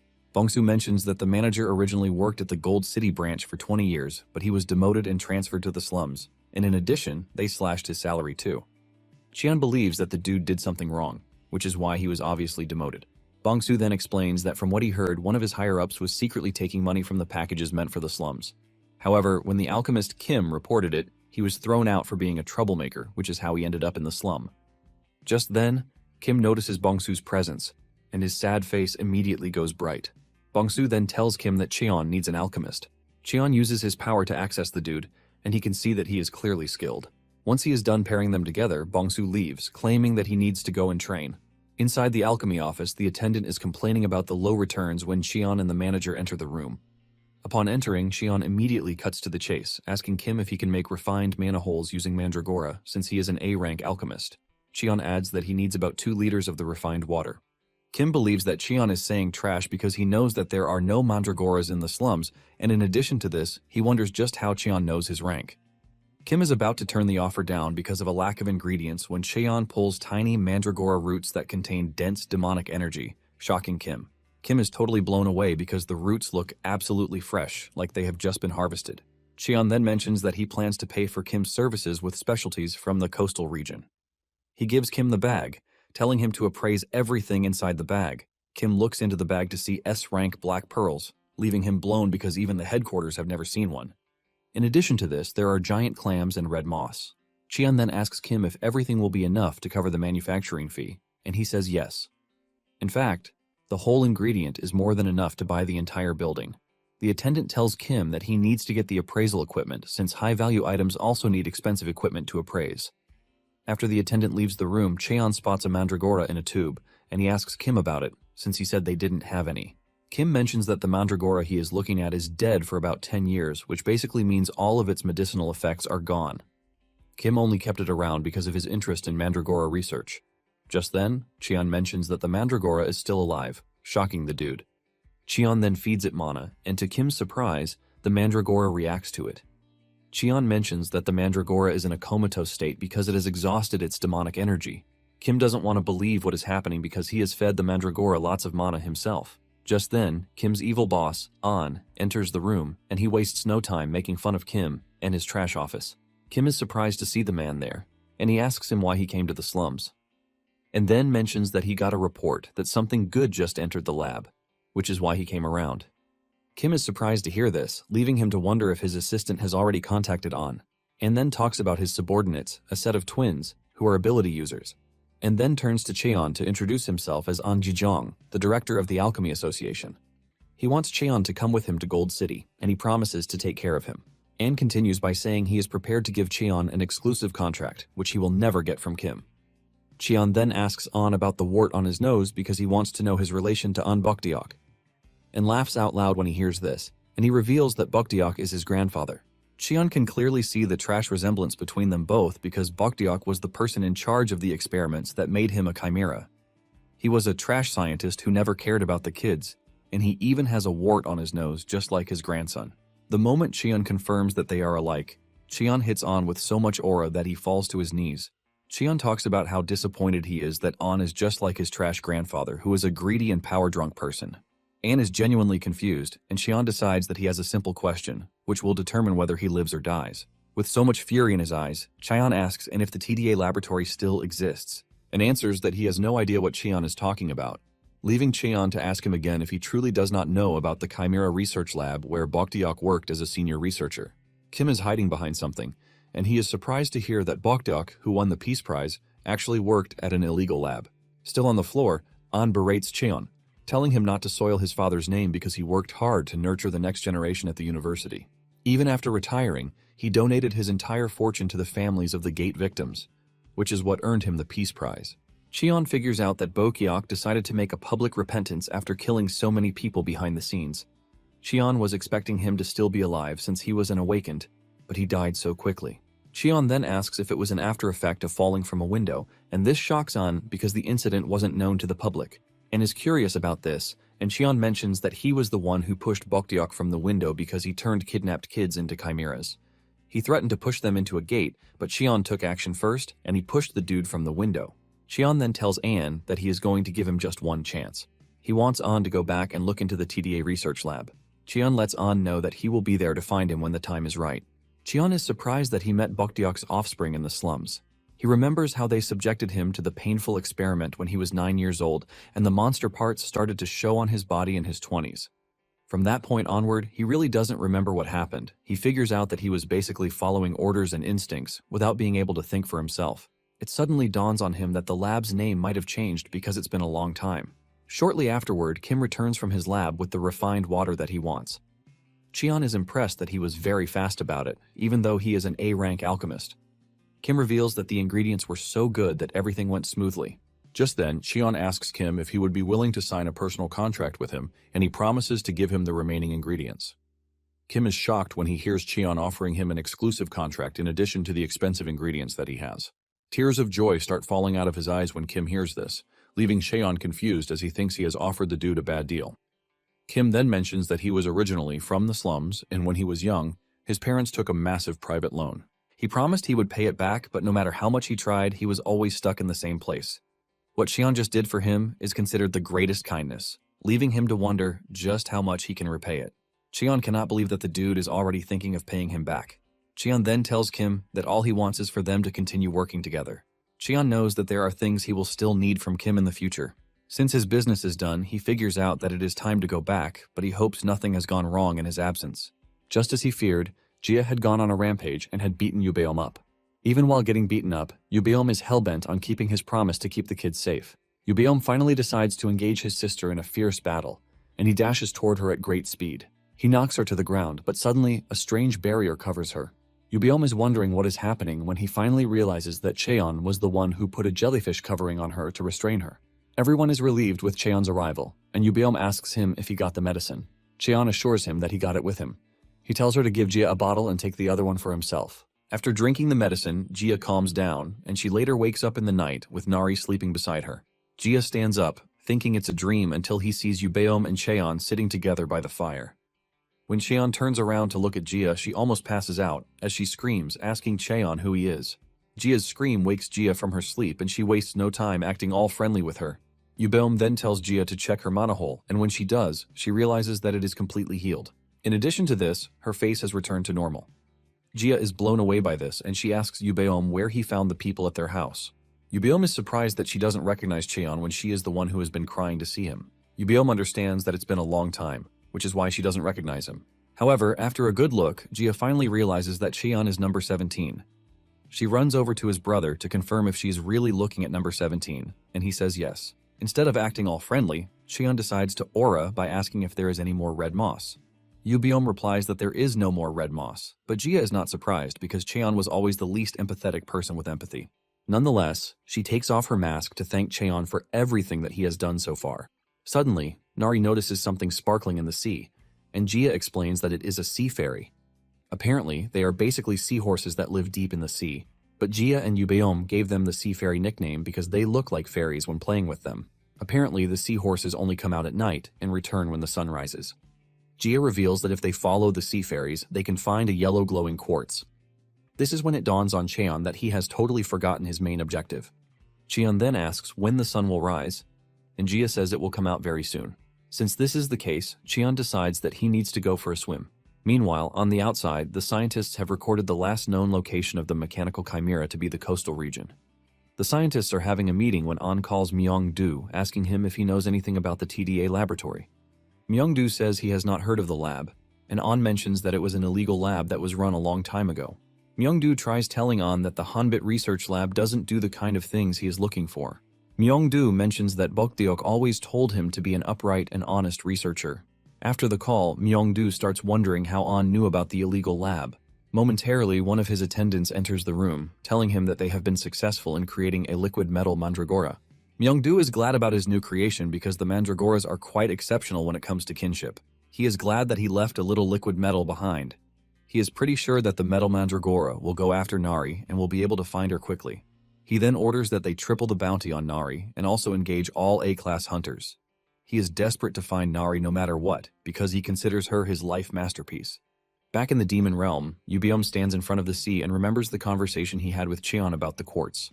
Apparently, Cheon had told him that he wanted to use it for his house, shocking Yubeom. Yubeom realizes that Cheon has been having a good time in the demon realm. Cheon then asks Yubeom if he would like to visit the human world, and Yubeom says he is not entirely curious, but he would like to see how things have changed. Cheon then told him that he could actually help him get rid of the curse on his body. Yubeom is curious about this, and Cheon tells Yubeom about the alchemist, saying Kim is pretty skilled. Cheon says he wants to get Kim to research spells, but he urges Yubeom not to get his hopes high. Yubeom starts crying while asking Cheon why he always helps them when they have never done anything for him before. Cheon reveals that looking at the siblings impresses him and makes him wonder if there is anything more important than surviving. Cheon says that by helping Yubeom and his sister, he believes that he is going to find an answer. Now, standing in front of the clear sea, his sister suddenly appears in the distance and throws a rope to him, telling him to pull it. Without knowing what it is, Yubeom pulls it but realizes that it is actually very heavy. Yubeom uses all of his strength to pull it hard, and he manages to pull the heavy item out of the water. It turns out to be a large quantity of quartz. Yubeom is absolutely blown away when he sees this, as he cannot believe that Cheon and his team mined something so large. Nari and Cheon had fun swimming in the water while mining the quartz. When they got to the Sea Fairy's palace, it was absolutely beautiful, just like a yellow palace. Nari tells Cheon that she would like them to visit the palace another time. Because of how many stones there are, Yubeom asks Cheon how he plans to move them to his house. Cheon then says he would have to start thinking about that. Suddenly he spots a parrot-billed bird flying above them. He wonders why a bird that usually moves in a flock is suddenly flying solo. Nari is blown away by the sight of the parrot, and she says it looks very pretty, but Gia tells her that she is going to change her mind when she moves closer. Gia says the birds are over 4 meters long, and they are extremely vicious. Because of how terrible they are, Gia and Yubeom don't even mess with them. However, Yubeom already knows the wild idea going through Cheon's head. Cheon confirms this, saying he was basically looking for a truck and the bird showed up. Back at the house, Kishuk is still working on building up his mana, and he can see that his mana hole is actually getting bigger. He is impressed with what he has achieved, and he believes that his dream of becoming an A-rank hunter might actually come through. He's thinking about this when the metal mandragora appears behind him. He panics when he sees the weird creature, but his worries are not over because standing behind the mandragora are 3 scary A-rank hunters too. The hunters recognize Kishuk thanks to his bald head, and they waste no time making fun of him. Apparently, they were the ones who bullied Kishuk when he went to apply for the promotion exam. Kishuk is panicking when he suddenly realizes that 3 mandragoras in the garden are standing their ground, and they are doing it in the most fashionable way. The hunters are excited about the mandragoras because of how much they are worth. One of the hunters approaches the mandragora to try and deceive it. Kishuk is already preparing to lay down his life to protect the mandragoras when the biggest mandragora kicks the hunter so hard that he is sent flying into the distance. Surprisingly, Yubeom and Gia arrive at the house at the same time, leaving them to wonder who is causing trouble at Cheon's house. Apparently, the two had gone ahead of Cheon to get to his house because the parrot-billed bird was flying so slowly, thanks to Cheon beating it up while trying to tame it. Kishuk starts freaking out, wondering what is actually happening all of a sudden. He's trying to wrap his head around the fact that disaster-class monsters just appeared on sight. He is also worried that something has happened to Cheon, since Yubeom and Gia came in the direction that Cheon went. He is still thinking about this when Yubeom and Gia dash toward him, telling him that they are Cheon's friends. Kishuk cannot believe the type of people that his master has been rolling with. It is at this moment that it dawns on him that he can actually use Gia and Yubeom against the hunters. He wastes no time revealing that the hunters are there to steal Cheon's mandragoras. The hunters hear this, and fear grips them, knowing that they are so dead. An hour later, Cheon arrives at the house, and the moment the bird offloads the quartz, it sleeps off immediately. Cheon understands how tired the bird is, and he pats the bird on the head, urging it to get some rest. Gia is shocked when she realizes that Cheon really tamed the bird, but Yubeom is not all that surprised, since he knows the kind of person Cheon is. Moments later, Cheon notices the A-rank hunters who have been disarmed and tied to a tree. He demands to know what happened, and Yubeom tells him that they were there to steal mandragoras. When Cheon hears this, he suspects that there is something more sinister to their plan. On the other hand, Nari is excited to have Gia at the house, and she offers to give her a tour of the entire area. After they are gone, Yubeom tells Cheon that the lab that is after Nari is the Hanbit Research Institute, which is why they hired the A-class hunters to find her. This immediately tells Cheon that Nari has some sort of tracker on her that still works in the demon realm. However, Cheon is confused as to how the hunters made their way to the house when he and Nari were in the coastal region. Yubeom then reveals how this was made possible by revealing the metal mandragora that the hunters came with. Yubeom explains that the liquid metals are drawn to each other, which is why they are able to track Nari. Cheon figures out that the mandragora ended up at the house because it was drawn to his kind in the garden. Apparently, their next plan was to go to the coastal region, revealing that they have no intention of giving up on Nari anytime soon. Realizing the severity of the whole thing, Cheon believes that coming up with a countermeasure is the way forward. Just then, the mandragoras in the garden walk over to Cheon, demanding that he hand over the metal mandragora, even though it is already a chimera. Cheon hands over the mandragora, but notices that the mandragora boss is still staring at him, as if it wants something else. This is when it dawns on Cheon that there is another mandragora in his pocket. He brings it out and hands it over, leaving Yubiom to ask where Cheon got the scrawny mandragora from. Cheon reveals that the mandragora was being cared for by an alchemist, but he was the one who agreed to look after it. In no time, the mandragoras dig up holes for the latest addition to the family. Yubiom is impressed with the social standard among the mandragoras, and Cheon is glad that there is no territorial dispute among the mandragoras. Moments later, Kiseok, Nari, and Jia return to the house. As usual, Kiseok rushes over to hug Cheon, but Cheon just pushes him aside to avoid his trouble. Kiseok then reveals his intention to cook something delicious for Cheon's visitors. Kiseok is running around until he suddenly spots the giant parrot, sending a wave of fear through his body. He demands to know what the bird is doing there, and Cheon assures him that he is going to explain to him later. While Kiseok is preparing the meal of the day, Nari makes her way to the garden, and the liquid metal mandragora connects with her. Moments later, Kiseok finishes preparing the meal of the day, and it looks sumptuous enough to catch everybody's attention. Yubiom and Jia are totally blown away as they analyze all the ingredients that Kiseok used in making the dish. They are impressed by how detailed he prepared the dish and the generosity of the ingredients he used. As the team is about to take their first bite, Kiseok prays deep down, hoping that they enjoy the dish. Yubiom and Jia take a bite each, and they find themselves in a foodgasmic state. Cheon is not surprised, since this is not the first time he has eaten Kiseok's dish. While everyone is enjoying the food, Nari is moody. Moments later, she leaves her food and enters the house, claiming that she needs to sleep. Cheon quickly figures out that she is being bothered by the Chimera Mandragora. Cheon starts thinking of what to do to help Nari, and he believes that giving her some work will settle her mind. Not long after they are done eating, a gate opens out of nowhere, and when Cheon looks back, he realizes that it is Nari. It turns out that Nari is trying to leave, believing that she is putting Cheon and the team in danger. Cheon rushes after her to grab her, only to see her bawling her eyes out with plans to bid Cheon farewell. Before she can step into the gate, Cheon stops her, letting her know that this is her home. Nari is taken aback by Cheon's care, and she jumps into his arms with tears in her eyes. Cheon then serves Nari a delicious plate of ramen to calm her nerves. Nari consumes the noodles with so much joy in her heart, but Jia lets her know that the next time she tries to run away from home, she is going to get a scolding from her. Once she is done eating, Kiseok gives her a drink to help quench the intensity of the spice. After she is done eating, Kiseok tells Cheon that he is going to clean the plates and finish up the task that he gave him. Yubiom also suggests that they return to cutting the quartz. Once everybody else has left, Nari apologizes to Cheon for making him worry. However, Cheon lets her know that she did nothing wrong because those who made her that way are to be blamed. Cheon then gets serious, telling Nari to tell him about her friends at the Coconut Tribe.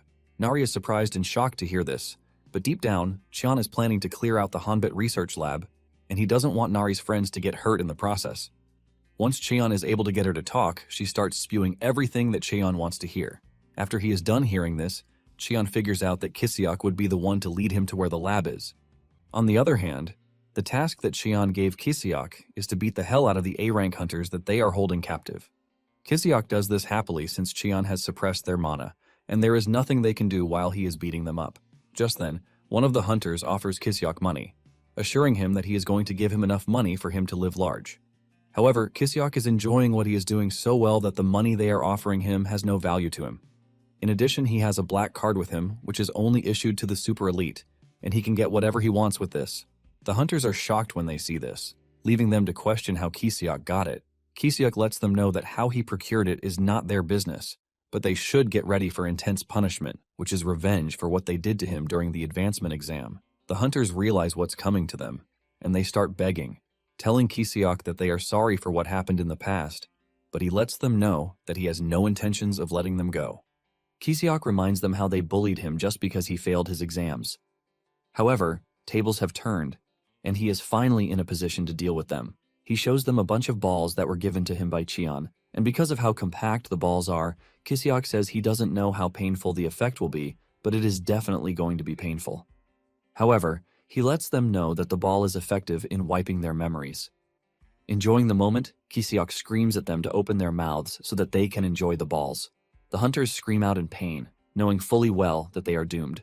The next day, Cheon informs Yubeom of his plan to clear out the research facility, telling him to take care of Nari while he is away. Yubeom assures Cheon that he has nothing to worry about while he is away. Just then, Kisiok shows up, telling Cheon that preparations are done. Yubeom notices that Kisiok is smiling more than usual, and he reveals that Cheon has promised to let him meet an A-rank alchemist with the hope that his problem might be solved. Jia then suggests that Cheon wear a disguise, and he agrees to this.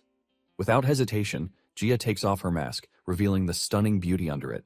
Jia hands the mask over to Cheon, but while they are doing this, Kisiok is stuck, staring at how beautiful Jia looks. Before he knows it, he realizes that his heart is beating very fast, which is an indication that he has fallen in love at first sight. Before Kisiok knows it, he goes down on his knees to ask Jia what her type is. Cheon and Yubeom are stunned to see Kisiok confessing his love without hesitation. Jia, on the other hand, cannot figure out what Kisiok means by her type, and she takes a moment to think about it. Once she figures it out, she tells Kisiok that her type must be flashy and should be able to dance. While she is saying this, she is busy imagining a peacock.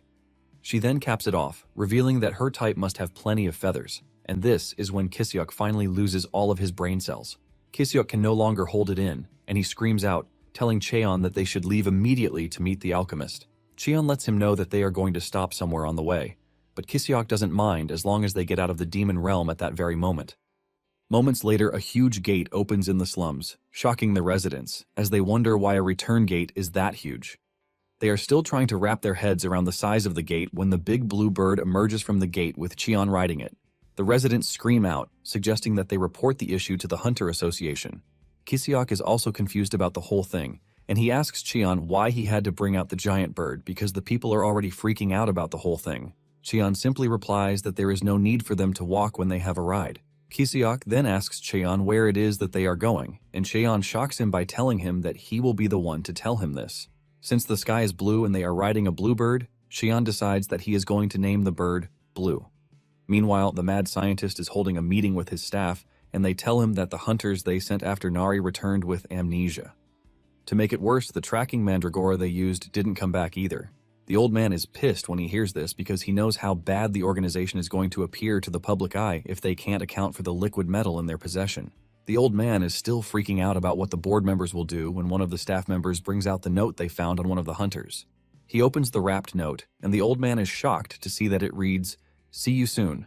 This pisses the man off, and he demands that an investigation be conducted to find out who did it.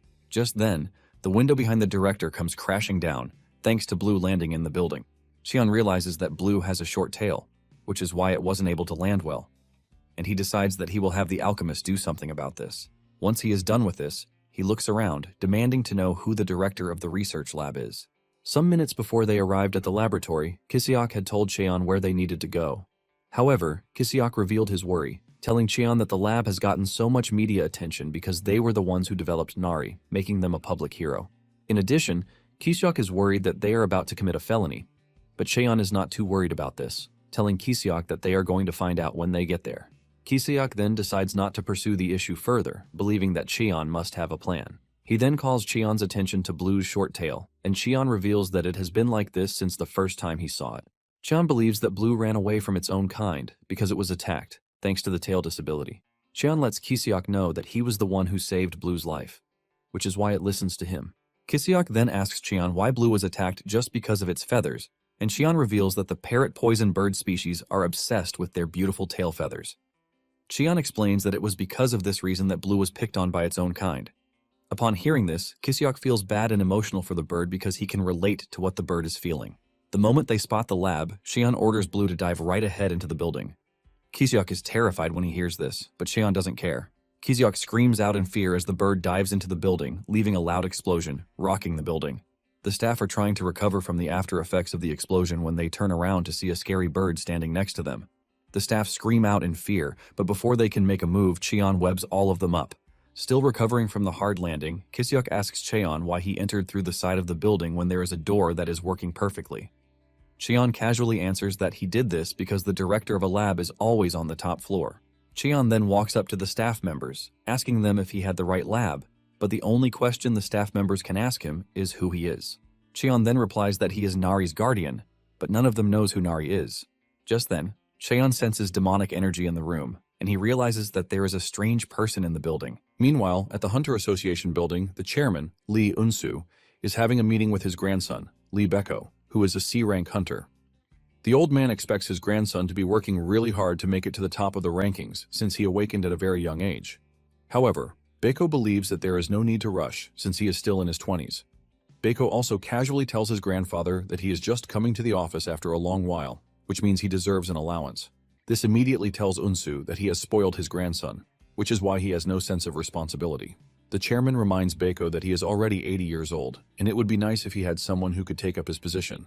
Unsu believes that the hunters of nowadays have it easy because they are only risking their asses for the money and not for the love of the game. In addition, the whole Chimera research program was started in a bid to protect hunters on a mission. Nonetheless, hiring a Chimera hunter means paying a huge sum of money to the research labs. Because of this, poor regions that can't afford the payment are left endangered. However, Unsu doesn't blame the hunters, but at the same time, he believes that a world where life and death are decided by money is wrong. In fact, he believes that it is times like these that the Hunter Association needs to become even stronger. Instead of this, almost everyone is gunning for the chairman's position because of the influence and the money that it brings. Unsu lets his grandson know that he has been ruling as a powerless chairman because he awakened late and even with a low rank. Unsu is about to give his grandson a solid piece of advice when someone enters the office to tell him about the parrot poison bird that was spotted in the slums. Unsu is shocked when he hears this because there was no signal about any naturally occurring gate. The chairman then asks him if the hunters have responded to the sighting of the bird, but he says no, revealing that no hunter is willing to step up. The chairman is not surprised when he hears this because the sighting was in the slums, and no one really cares about the slums. The chairman then orders that all the Chimera research labs be contacted, revealing his plan to go by himself. Realizing that his grandfather is all geared up, Beiko also offers to go with him. Back at the lab, Cheon has captured the director, who is the strange one that he sensed when he attacked the lab. Just then, the director transforms into liquid metal, shocking his staff members. The staff members cannot believe that the director was a Chimera all along. Annoyed that Cheon came to disrupt his business, the transformed director dashes at Cheon with the intention of killing him. Cheon easily dodges his attacks with the realization that the director performed the experiments on himself too. While Cheon is engaging Myungdu, he is able to connect to him telepathically. Just then, Cheon is able to tap into Myungdu, the director's mind, and he sees him performing experiments on the kids. The moment he sees this, he loses his cool and stops toying with Myungdu. He angrily grabs him, asking him if he kidnapped young ones just to perform experiments on them. Myungdu casually replies that he was doing the young ones a favor by taking them off the street to perform the experiments on them. The director claims that he was doing them a favor, but this only pisses Cheon off, smashing him to push Myungdu to the ground. Realizing that he can't move the way he wants, Myungdu thinks of liquefying himself, but Cheon is not about to let him do that. Cheon tells him that he is about to show him what it means to be in pain, and he starts emitting a high level of mana that even Myungdu himself has not seen before. In no time, Myungdu starts screaming in pain, begging Cheon to let him go, but Cheon holds on to him until he finishes sucking him into a ball of mana. After he is done dealing with the director, Cheon turns to the staff members, telling them that he needs information, and they are going to be the ones to provide him with what he wants. Scared not to join their boss in a ball of mana, they waste no time divulging all the information that Cheon needs. With what Cheon gathered from the staff, he realizes that everything started when Myungdu stole his master's research. He ran off with the data to start his own research lab. To make it worse, he performed the experiments on himself, and this is because he wanted to look even younger. Thanks to the information he got from the staff, he is also able to destroy the tracker on Nari. While exploring further into the building, Cheon expects Kiseok to handle the cleanup, since Blue is with him. It turns out that Cheon is searching the building to make sure he destroys whatever illegal experiment Myungdu has left. Moments later, he arrives at a giant door, and when he opens it, he finds a room filled with large experimental tubes with specimens inside them. Even Gu is pissed when he sees the number of specimens that Myungdu has tucked away.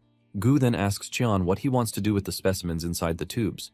Cheon fails to answer the question, and this is because he is lost in thoughts of how he also suffered in the same labs, while the scientists are stripping him apart. Cheon is checking on the specimens when he notices another presence behind him. He looks around to see a Chimera fox staring at him, and judging from the smell, he realizes that the Chimera was Nari's buddy. Cheon also figures out that the Chimera revealed itself because it smelled Nari on them. The fox then walks up to Cheon, asking him if he has met any mechanical creature. Cheon replies, telling the fox that Nari is living well with them in the demon realm. The moment the fox hears this, it bursts out in tears, revealing that it has been waiting for any good news concerning Nari. Judging from what Nari told him in the demon realm, Cheon figures out that the fox is her best friend. Cheon then asks the fox if there are others like it, and realizing that Cheon is not a threat, the fox tells the others to show themselves. Just then, other chimeras like a tree, an ant, and even a cactus emerge from where they have been hiding. Qian then asks if they are the only ones left in the lab, and the fox says yes, revealing that all the combat types have been killed or sold off. Since the chimeras all have demonic energy running through them, Qian figures out that they are going to survive in the demon realm. Qian then opens a gate for the chimeras to go through to access the demon realm. After he is done, he sets the Hanbit research lab on fire.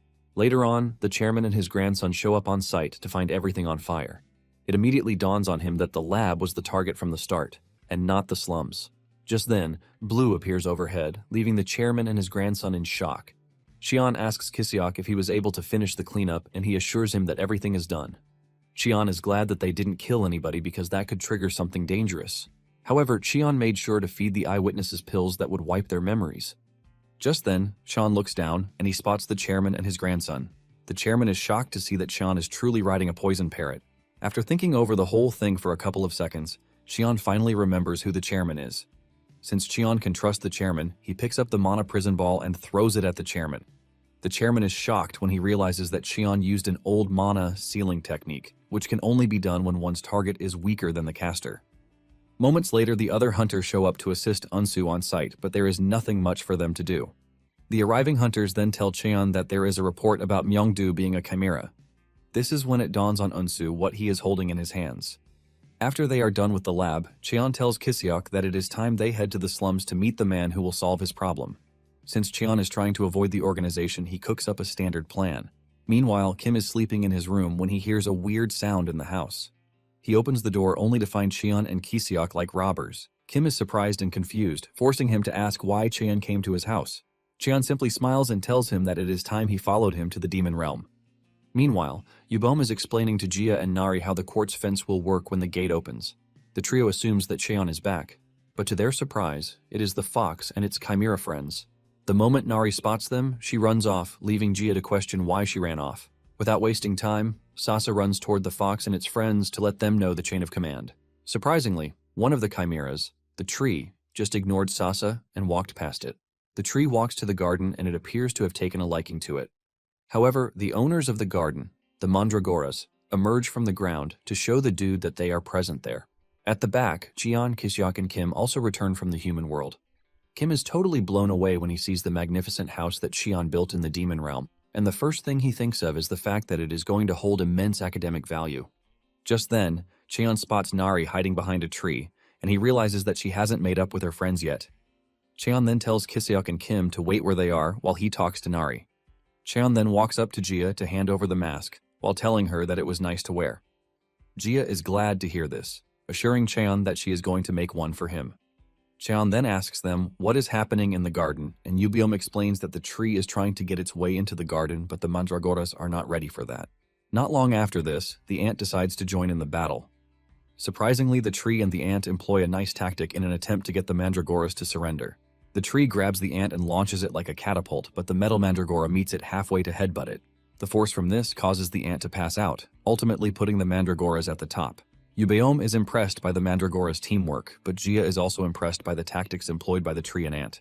Since the mandragoras have settled their beef, Qian believes that the next set of people to put their past to bed is the fox and Nari. Not long after this, the fox finds Nari where she is hiding. The fox lets Nari know that she is not going anywhere until she accepts its apology. In a flashback scene, Myeongdu learned that Nari was refusing to participate in rank battles. To make it worse, she was refusing orders back then, and one of the scientists believed that something was wrong with her personality.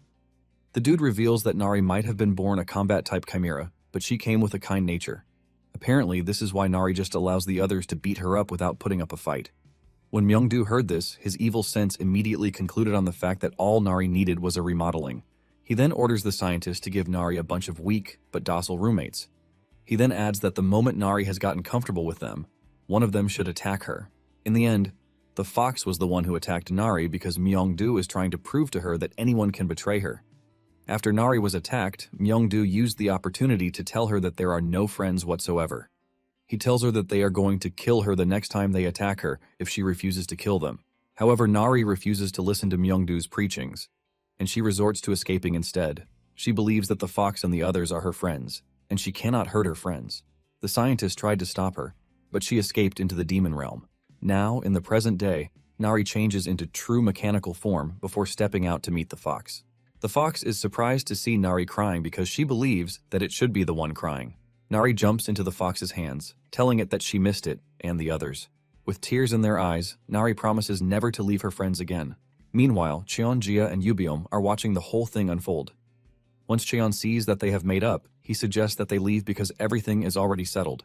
Just then, Kim and Kiseok remind Cheon that they are still waiting right where he told them to wait, and they are about to pass out. Cheon is surprised that they are still there, and he lets them know that he basically told them to wait because he believed that Nari might not react well to strangers. Yubiom and Jia then ask Cheon who Kim is, and he explains to them that he is the A-rank alchemist who will help them remove their spells. With a bright smile on his face, Kim introduces himself and wastes no time asking the siblings if he can pluck a few of their feathers. Yubiom and Jia are startled to hear this, and Kim asks them if this is going to be a problem. Yubiom lets him know that he has no issues with this, but it looks pretty embarrassing to him. Meanwhile, in the slums, Bongsu is telling Park about the big blue bird that came to the slums. Apparently, Park has been inside, which is why she didn't get to know what was happening. Just as usual, Park serves Bongsu with a plate of roasted potatoes with kimchi to go with it. Bongsu thanks Park for the food and wastes no time munching on it as he talks about how nice the food is. Park assures him that he can eat as much as he wants because she still has more. Bongsu then asks her why he is the only one eating, and she explains that she has already eaten earlier. Park then notices that there is something strange about Bongsu, and she mentions this.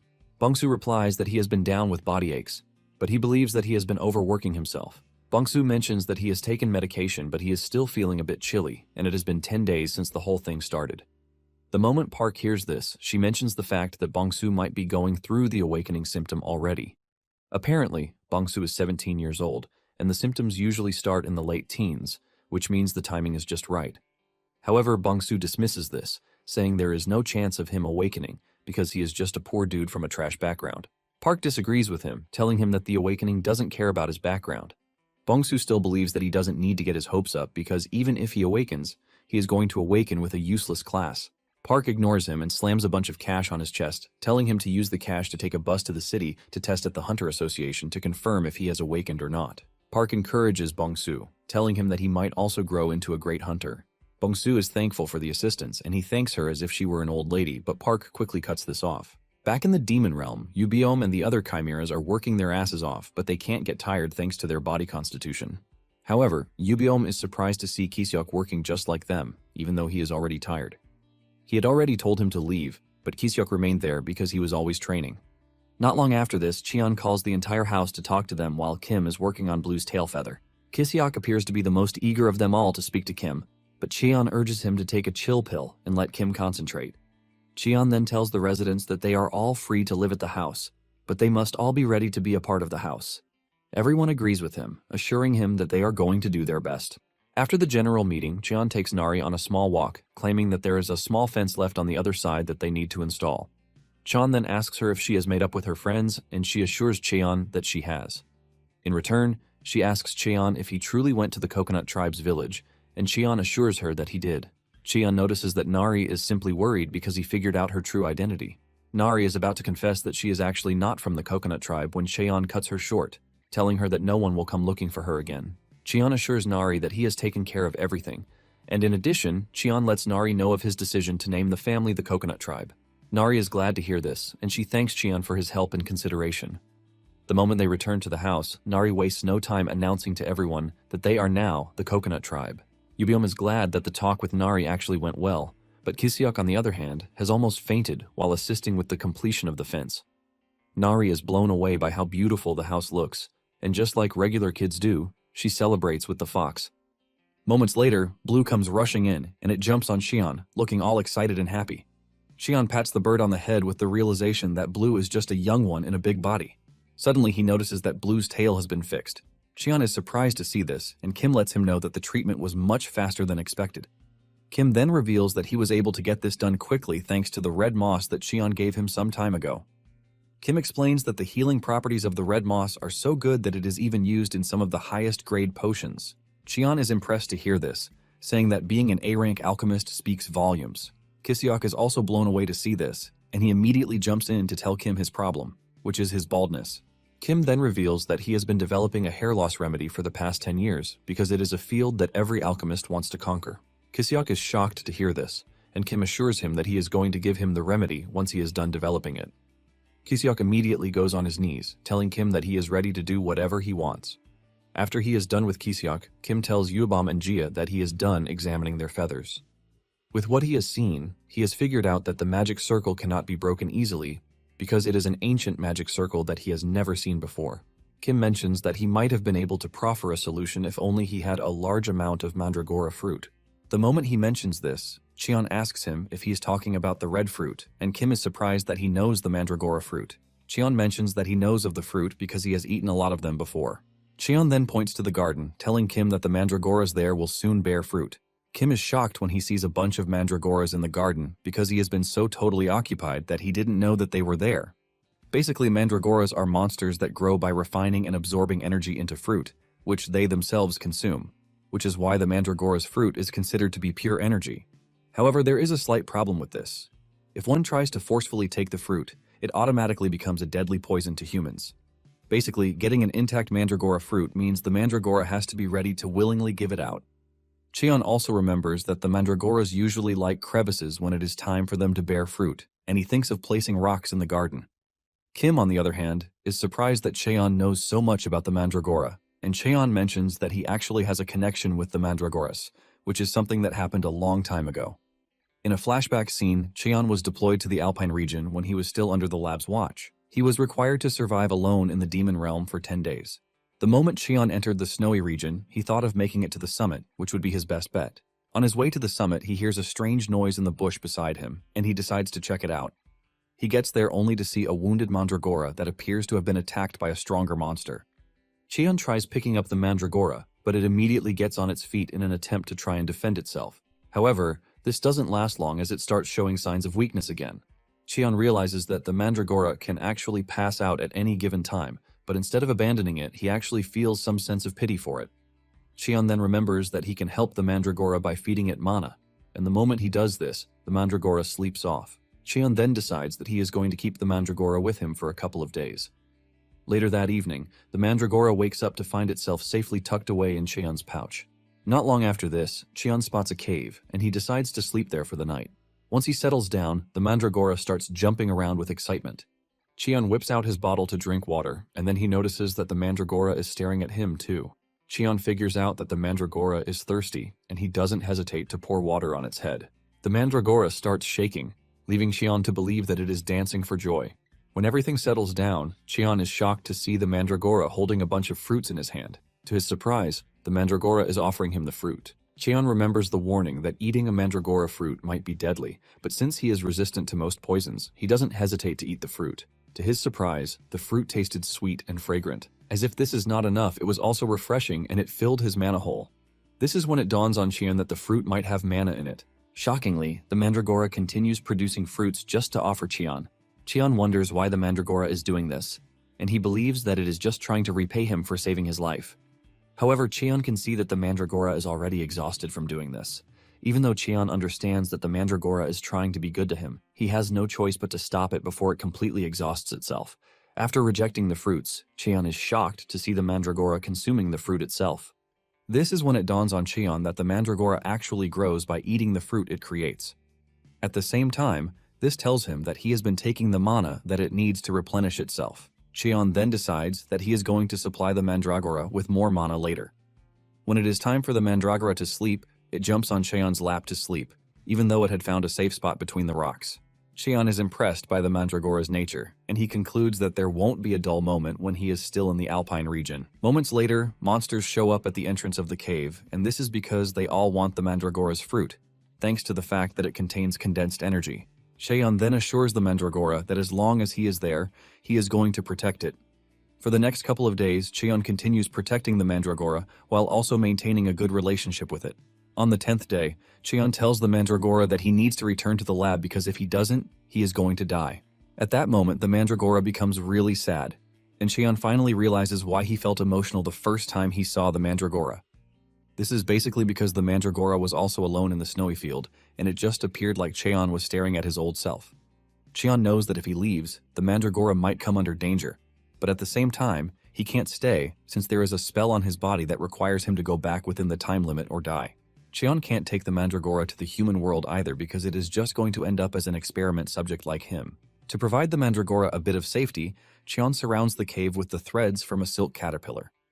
To also keep the mandragora safe while it is moving, Cheon ties one of the threads around its body, urging it not to lose it. With this, Cheon says goodbye to the mandragora, and as he enters the gate, he apologizes for not being able to protect it until the very end. Now, in the present day, after Cheon finishes his story, Kiseok and Kim are left sobbing like babies. Yubyom, on the other hand, wants more, and Cheon reveals that he actually went back to the same location 2 weeks after.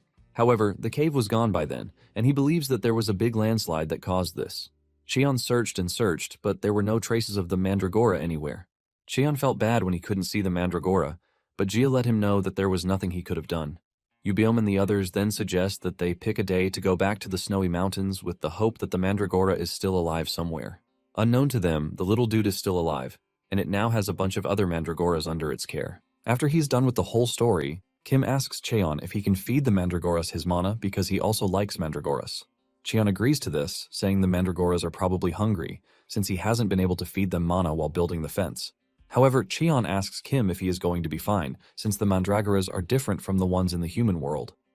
Kim agrees with Cheon, saying he is right, but at the same time, he would like to see for himself. Deep down, Cheon is worried because mandragoras have an incredible appetite when it comes to mana. In addition to this, the mandragoras are already used to the high amount of mana that he has been feeding them. Before Kim knows it, the mandragoras have drained him, forcing him to fall to the ground exhausted. Kiseok is the first to rush over, begging Kim not to die, but Kim assures him that he has no intention of dying. In the end, Kim gets defeated by the mandragoras, and to make it worse, the mandragoras start throwing up, which means the quality of mana that Kim fed them was actually not to their taste. Later on, the board members in charge of running the research laboratory meet to discuss the attack that happened on the research facility. Jessica, the CEO of Gold Auction, complains about her investment in the research lab and how it has gone down the drain. Violet, the vice CEO of Red Brick Gang, is also worried about the whole thing. Just like the other two, Jang of the Merchant Association, Go of the Free Hunter Association, and the Assemblyman, Park Woo-jung, are all worried. However, Park assures the rest of the group that he has everything under control. Woo-jung lets them know that an unexpected variable has appeared out of nowhere. Woo-jung then shows them the board, assuring them that he has a new source of funding. Woo-jung reveals that he has acquired information that there is an area filled with mandragora at the summit of the snowy mountain. The moment he says this, the board members all smile, believing that they have found a solution to their problem. However, they are worried about who will be willing to climb to the snowy mountain because even A-rank hunters avoid the location. Woo-jung then reveals that there is no need for anyone to climb to the mountains. Woo-jung then tells his comrades to hire as many hunters as they can to go to the mid-slope. One of the members is confused because Woo-jung just said the mandragora habitat is on the mountain. Woo-jung smiles evilly, saying that a transference ability user has appeared to help them. Woo-jung adds that the user came at just the right time. It turns out that the transference user is none other than Bongsu, who just awakened. Later on, the A-rank hunters start their journey into the mandragora habitat, and the journey has been smooth so far thanks to Bongsu's ability, which is in use. Bongsu is basically the key to the whole journey, which is why he is the most protected person on the team. One of the team members asked his colleague how Bongsu was able to cross the gate when he was just an F-rank awakened. His friend tells him that the team leader is an amplification ability user, and the moment he says this, the other dude is left stunned because using amplification on F-rank awakened will basically kill them. The dude doesn't want to believe that Bongsu agreed to this, but it turns out that they are using a puppeteering ability on Bongsu. Since Bongsu is just a kid from the slums, the higher-ups believe that he is disposable. Moments later, the team leader tells the team to halt, and he orders his puppeteer to get Bongsu to work. Bongsu is forced to use a whole lot of energy just to get them to the top of the mountain. The mandragoras are shocked when a bunch of hunters appear right in their habitat.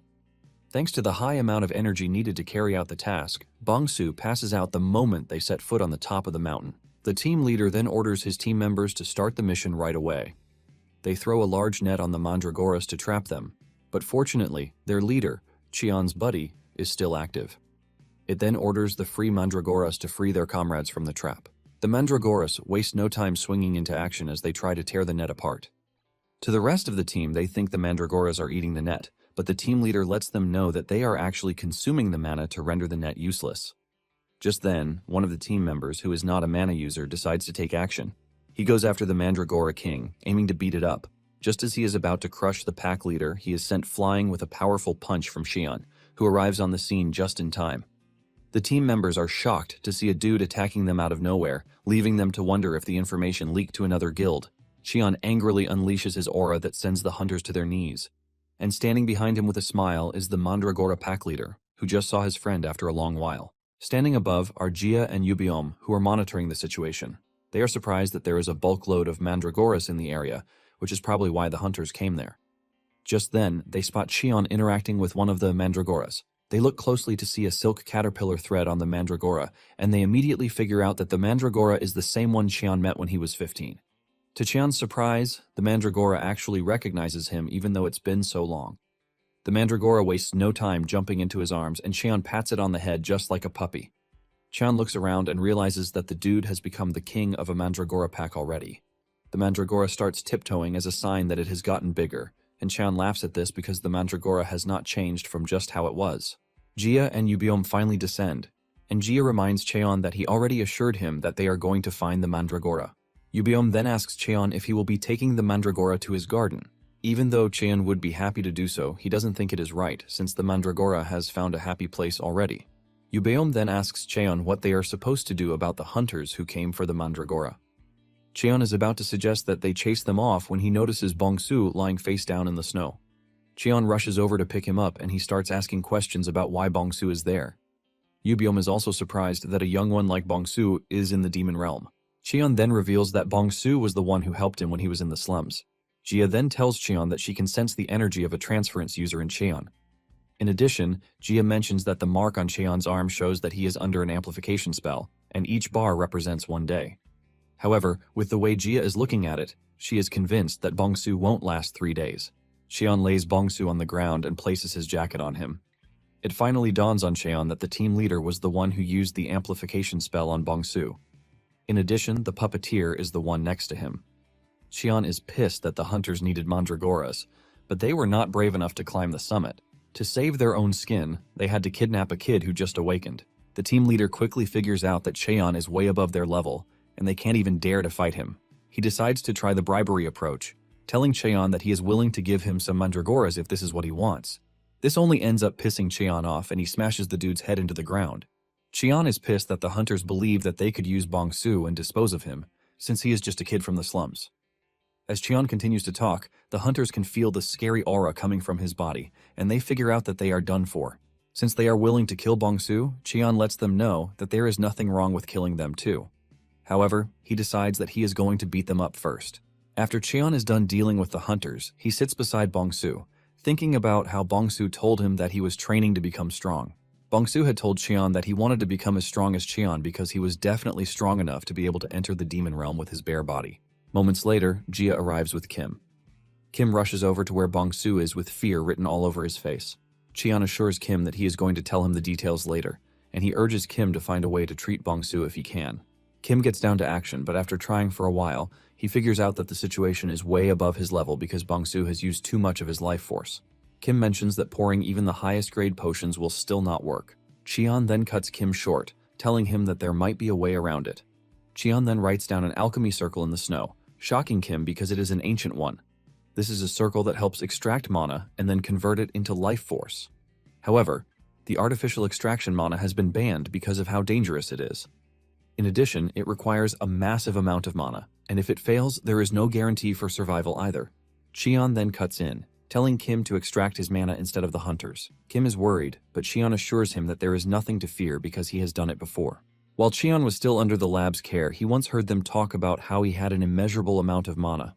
It was because of this that they developed the alchemy circle to extend life, but Cheon believed that they were just messing around. After assessing the circle, Kim admits that it is well made, and he decides that it is time they start the process. As the process begins, Kim is putting his all into the whole thing to make sure that it comes out a success. Moments later, Kim manages to extract the mana into what he needs, but just as he is about to proceed with the transfer, the Mandragoras jump on him, believing that he is attacking Cheon. Cheon is forced to intervene so that Kim can finish up the whole process. After Kim is done, he pours the potion into Bongsu's mouth. Not long after this, the bars on Cheon's arm start to disappear. Kim also points out that Bongsu's breathing has returned to normal, too. Kim excitedly declares that the process is a success, and Bongsu will live to see another day. On the other hand, Cheon is feeling weird because he was only able to save Bongsu's life thanks to the crazy experiments that he underwent, which is the irony of life. Kim then reveals that Bongsu still needs to rest and recover, and to help him, he is going to take him to his house to personally look after him. However, Kim is worried about how Bongsu will cross the gate since the amplification has worn off. Cheon assures him that he is going to create a protective barrier with mana to help him. In addition, since Kim said the alchemy circle is dangerous and would be bad if it falls into the wrong hands, Cheon tells Kim that he is going to erase his memories and those of the hunters to make sure that they don't remember it happened. Kim agrees to this because he doesn't want to remember the terrifying events either. Suddenly it dawns on him that Cheon mentioned his plan to extract the hunter's mana. Cheon confirms this, telling Kim that he needs to extract their mana as punishment for what they did. Since they still need to cross the gate, Cheon suggests that Kim demote them to D class. Surprisingly, Cheon tells Kim to throw away their mana after extracting it. To make it even sweeter, Cheon reveals that he is not going to erase their memories. In fact, he is going to send them back to the human realm with their memories intact. Cheon mentions that people hardly change, and he wants them to continue remembering the shameful things that they have done. Suddenly, it dawns on Cheon that it is going to be a total waste to just send the hunters back. Cheon then decides that he is going to have the hunters build a research lab in the demon world. Yubiom is surprised to hear this, and Cheon mentions that the hunters can still last a few more days, since they are D-class hunters. Cheon believes that it would be nice to have a research lab just for Kim to avoid stress. Kim jumps up in joy when he hears this, and he runs off to prepare everything. Cheon tells Yubiom that he made the decision to build the lab so that he can get Kim to work more efficiently. Cheon also tells Yubiom to keep an eye on the hunters because they are definitely not going to sit around while their mana is being extracted. Yubiom lets Cheon know that he can do this, but he asks him where he is going. Cheon reveals that he is taking the Mandragora pack leader and the entire pack back to their home. Moments later, they arrive at the summit thanks to Blue's incredible flying speed. Cheon releases the Mandragoras from the bag where he packed them, and he can see just how excited they are. After releasing all of them, Cheon believes that it is time to say goodbye, but he assures the Mandragora that he will come visit often. Just then, the Mandragora makes a signal, telling Cheon to follow him. Cheon is surprised that the Mandragora is leading him to the opposite side of the habitat. Surprisingly, the Mandragora leads him to the old cave, and everywhere has been cleaned up. With what he can see, Cheon figures out that the Mandragora usually comes to the cave. The Mandragora shows Cheon the crevice where it first made the fruit for Cheon. Not long after this, the rest of the pack enters the cave, and Cheon believes that the Mandragoras came looking for their pack leader, thinking it had disappeared. Surprisingly, the Mandragora leader walks up to one of the other Mandragoras and places the thread on it. The moment it does this, the other Mandragoras start tossing the Mandragora in the air. This is when it dawns on Cheon that his Mandragora dude just gave up its position as the leader of the pack. Cheon cannot believe that the Mandragora did this because of him. He asks the Mandragora if it is fine with this, and the Mandragora replies with a huge smile. Cheon decides not to question the Mandragora decision any further because it is fine with it. Shortly afterward, Bongsu wakes up, and he almost passes out when he sees Yubeom staring at him. To make it worse, Jia's mask almost sends Bongsu to an early grave, and she tops it off by welcoming him to the demon realm. This leaves him rattled, and Bongsu is forced to just turn his back to think about his current situation. Bongsu remembers how he went to the Hunter Association branch in Silver City to get his status checked. After getting the news that he is an awakened, he gladly leaves the branch with the hope of returning home to tell Park the great news. On his way, he runs into the puppeteer wearing a hoodie. The guy congratulates him on his success as an awakener and then gives him a can of soda to celebrate. Bongsu gladly took the soda and drank it, which led to why he fell under the puppeteer's ability. Remembering this, Bongsu is pissed because he finally realizes what it means to come from the slums. Moments later, Cheon returns, and on his way, he realizes that the hunters have started the construction of the lab already. He is surprised to see this, and Yubiom explains that the mana extraction was fast, which was why he quickly ordered them to start working on the lab. They have split into two, and one side is gathering materials, while the other team is leveling the ground. Cheon is glad that the hunters are obedient because he already assumed that they would prove stubborn. Yubiom then reveals that Jia was actually the one who educated them to make sure that they stay in the right lane. During the mana extraction process, the hunters grumble about the fact that they are about to lose the mana that they have gathered for over 20 years. The puppeteer is pissed about this too, and he asks the team leader if they are just going to sit around and take the beating. The team leader is forced to remind him that there is nothing they can do because they are up against two disaster-class monsters. The puppeteer actually wanted to cause an insurrection since Cheon wasn't around, but Jia kicked him in the head to put him in his place. Jia categorically tells them that there is nothing they can do, even if they team up. She mentions that she doesn't forgive those who mess with kids. With this warning, she asks them if they are going to surrender their mana quietly or die in an attempt to prove that they are strong. Realizing that Jia wasn't playing around, the hunters had no choice but to quietly surrender their mana. Cheon finally gets an idea of what happened, and he admits that Jia is scary. Yubeom then suggests that Cheon leave the construction of the lab to them so he can attend to other things. Cheon agrees to this, saying Yubeom is pretty good at building houses in the first place. Kim also shows up, telling Cheon that he has disposed of the hunter's mana. Cheon commends Kim for his great work and then asks him about Bongsu. Kim reveals that Bongsu just woke up not too long ago, and he is still recovering too. However, he lets him know that Bongsu is in shock. He then asks him if he would like to see him. Cheon then makes his way to where Bongsu is, and before Bongsu starts addressing him formally, he urges him to calm down. Just then, Cheon notices that Bongsu's hair in front has turned white, which is basically because of the near-death experience.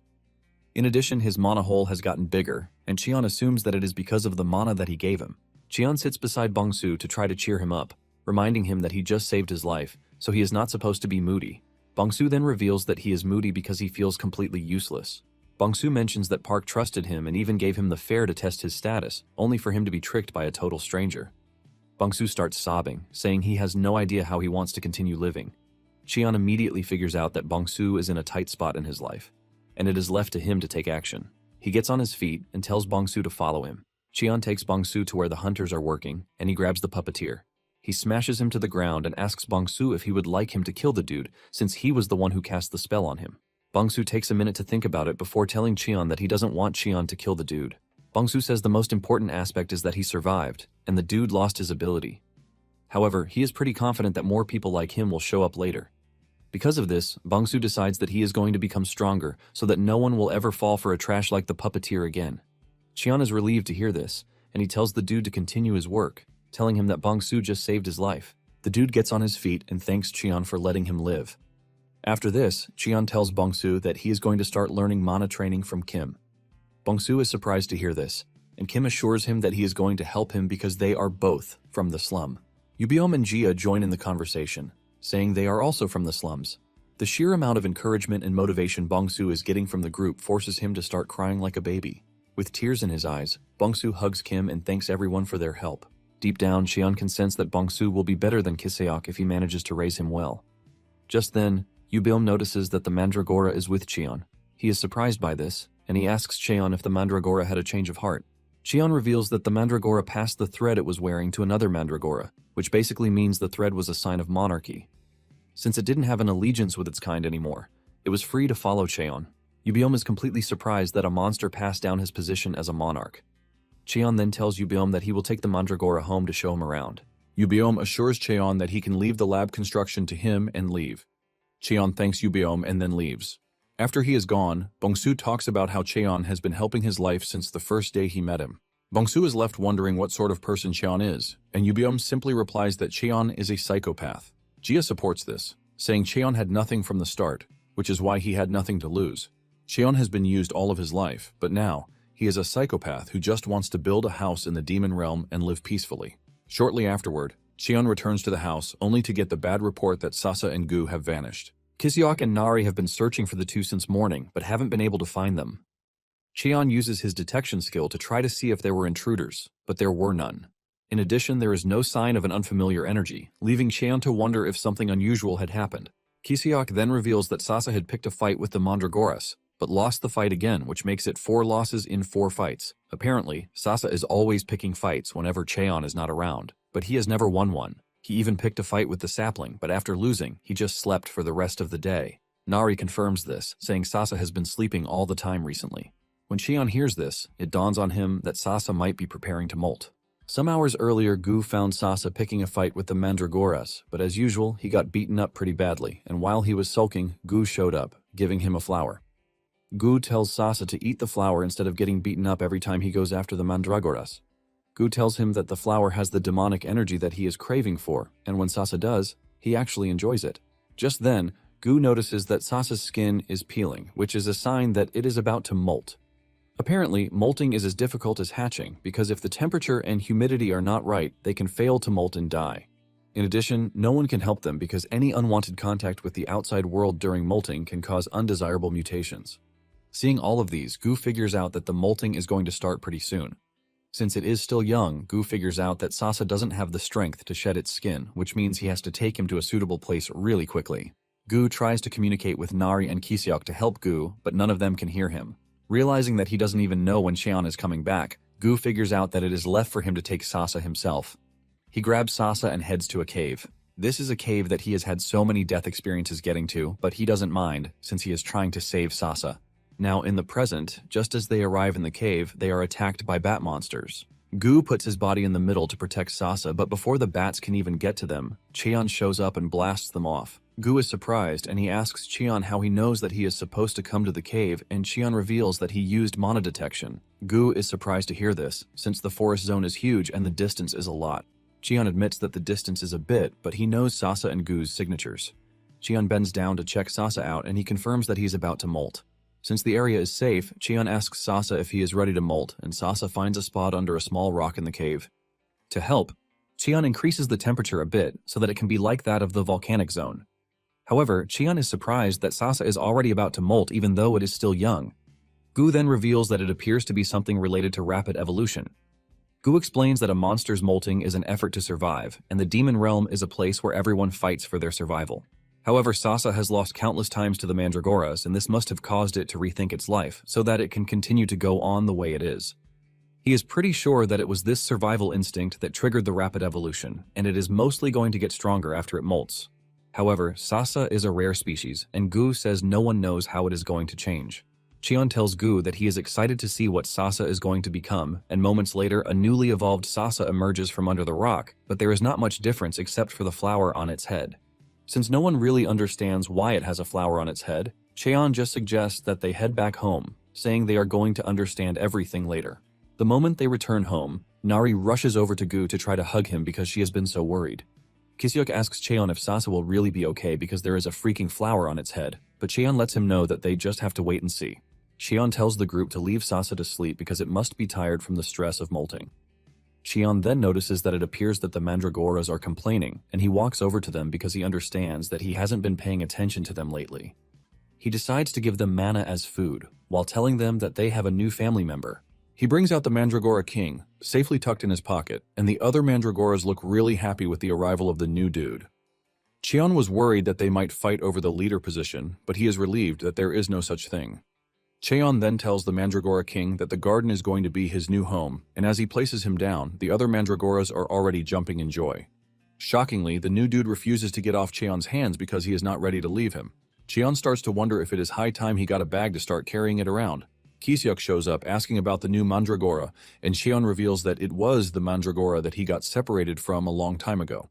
He reveals that he happened to meet it again when he went to the snowy mountain, and Kiseok is surprised that they met again after all these years, which means it is nothing but fate. Nari then tells Cheon that the mandragora appears to be used to him, so it doesn't want to leave his side. Nari suggests that Cheon carries it around all the time and takes care of it because it is just like a little baby, so he should do the dodak thing for it. Cheon asks Nari what the dodak thing is, and she explains that it is when one pats a baby's back to put it to sleep. She grabs Gu to practice what she is saying, and Gu can only scream out his lungs to tell her to leave him, but she sadly cannot hear this. When Cheon hears this, he starts wondering if he should name the mandragora Dodak, since it has a nice ring to it. Moments later, Jia shows up, revealing that the research facility is now complete. Kiseok bows to greet her, and she addresses him as the cook, which immediately sends a wave of urgency into his body, telling him that he has to get his chef's license. Jia tells Cheon that she is there to get Cheon because the lab is already done, and Cheon is surprised at how fast it was. Kiseok and Nari then tell Cheon that they would also like to see the research facility. Cheon then suggests that they all go together, but he lets them know that it is going to be the next day because he has to keep an eye on Sasa, who has just molted. They agree to this, and Kiseok screams out, telling the group that he is going to make a delicious dinner for everyone. That night, Sasa decided to go pick a fight with the mandragoras again, while pretending to be a plant. However, the mandragoras catch it really quickly, and they throw it into a hole dug perfectly for it. Sasa tries to escape the hole, but it gets really stuck, leaving it to groan in tears. Cheon and Nari later find it there, and Gu notices that Sasa is eating the flower on its head out of frustration. The next day, the group arrives at the research facility, and they are stunned at how huge and beautiful it is. Yubiom boasts about how he and Jia are pros at building houses, and Cheon agrees with him, saying the building is excellent. Cheon also figures out that he can finally remove the spell on the siblings to start giving them other work in earnest. Moments later, Kim also shows up, revealing that he just went to get some supplies from the human world. Cheon is disappointed that Bong-soo has already left because he had plans to introduce him to Nari. Kim reveals that Bong-soo is back at his house to recover, and he has already started his mana training. Since everything is ready, Cheon figures out that what is left is to send the offenders back to the human world. However, he tells Kim to cast a gag order spell on them, promising to take care of the rest after this. Cheon mentions that the spell is going to activate the moment they try to mention what happened in the demon realm. Kiseok is shocked when Cheon mentions a gag order because this is a really old spell, and there are many ways to break it. Cheon assures Kiseok that he has nothing to worry about because he is just going to make it in a way that they are not going to be able to break it. Kiseok doesn't think this is possible, but Cheon assures him that it is. Later on, Woojung is surprised when he hears that a bunch of A-rank hunters return as D-rank hunters, and no one can even break the simple gag order spell that has been placed on them. Go, the president of the Free Hunters Association, reveals that it is the same as back when someone sealed the spell with mana to make it impossible to break. Apparently, he is talking about the gag spell incident from 57 years ago, and even the seal that was used in sealing the director has been confirmed to be from the old era. Woojung doesn't want to believe that there is someone from the old era, and he assumes that it is all a mistake. However, he sees this as a chance to unseat Lee Eun-soo. Woojung then tells Go to start the slum cleaning project as fast as they can. Earlier on, Cheon had set the hunters free after placing the gag spell on them and told them never to mess with kids again. Kiseok is totally stunned because he has never seen or heard of someone sealing a spell with mana. Suddenly, he remembers the gag spell incident from 50 years ago. He remembers seeing it in some files, and this was when an alchemist turned himself in to the Hunter Association for illegal Chimera research. However, he couldn't say anything about the lab he worked at because he was under a gag spell. Dozens of Awakeners tried to break it, but all of them failed, and in the end, the association just concluded that it was an abnormal phenomenon that occurred during gate transit. However, seeing it now in person, Kiseok realizes that Cheon's sealing technique is similar to what he read in the files. In addition to this, Kiseok remembers Cheon telling him that he was friends with Yubiom and Jia since he was young, which means he is an old-era hunter. In fact, he believes that he is a Chimera hunter, leaving him to wonder just how good Cheon is because he took him in even after suffering. Deep down, Kiseok vows to continue to serve Cheon faithfully. Cheon then asks Kiseok if he is willing to go to the cave zone because Nari said she would like to. Kiseok is excited when he hears this because this is one of the 3 most avoided zones. Kiseok asks Cheon what they are going there to do, and Cheon tells him that it will soon start snowing in the forest zone. He tells the group that they have to start preparing for winter, and Kiseok realizes that Cheon is actually right. When it comes to the snow in the forest zone, it is known as the Silent Invader. Basically, on the surface, it looks no different from regular snow, but when it touches a plant, a corrosive effect occurs. When winter comes, the plants of the forest zone melt away in the snow, and when spring arrives, they grow back at an alarming speed. Nari freaks out when she hears this, saying it basically means that their house is going to get destroyed, and even Kiseok panics because he is not ready to start rebuilding all over again. Kim then tells them not to worry because the house will be fine. He mentions that there is a mushroom in the cave zone that prevents corrosion, and he believes that this is why Cheon wants to go to the cave zone. Cheon is impressed with Kim's knowledge, telling him that he knows his stuff. He reveals that the mushroom is a glowing, light green mushroom, and if they apply it to the outer walls of the house, it should be fine. Suddenly, Kiseok's nose started to bleed, and he realized that it was time for him to return to the human realm. Cheon teases him, saying his timing is always so perfect because it was the same when they went to the coastal zone. Kiseok tries to defend himself, saying it is not his fault, but Cheon tells him to hurry back to the human world to rest. Cheon then brings out 2 mandragoras, telling Kim to take a look at them because they don't look so good. Even though they are better than before, he mentions that their recovery is slower than expected, and their mana absorption is also weaker than the other 3. Kim then suggests that they admit them to the research lab to run a detailed examination. Just then, Kim brings out a bottle containing a moisturizing cream, saying it is an alchemist's essential item. Since Cheon's hands get chopped when he handles materials, Kim lets him know that the cream would be good for him. He assures him that he made it himself with good ingredients, so it is fine to use on Nari, and even on plants. In addition, the cave zone is a dry place, so he is pretty sure that it is going to be useful. Cheon thanks Kim for the cream, assuring him that he is going to put it to good use. With everything ready, Cheon tells Nari that it is time for them to leave, and Nari excitedly agrees to this. At the same time, Yubiom and Jia tell the group that they will also return home to check it out so that other things don't take over their place. Cheon and Nari then get on the Bluebird, and they ride off to the cave zone. Nari asks Cheon where the cave zone is, and Cheon lets her know that they are going to get there in no time because it is not far from the forest zone. Nari then asks Cheon why Kim said the cave is dry when it is common sense that caves are naturally damp. Cheon then reveals that it might look like a cave, but it is not a normal one, and moments later, they arrive at the cave zone. With a smile on his face, Cheon tells Nari that it is time for them to explore the cave. As they step into the cave, Nari asks him if the cave is dangerous because it looks really empty.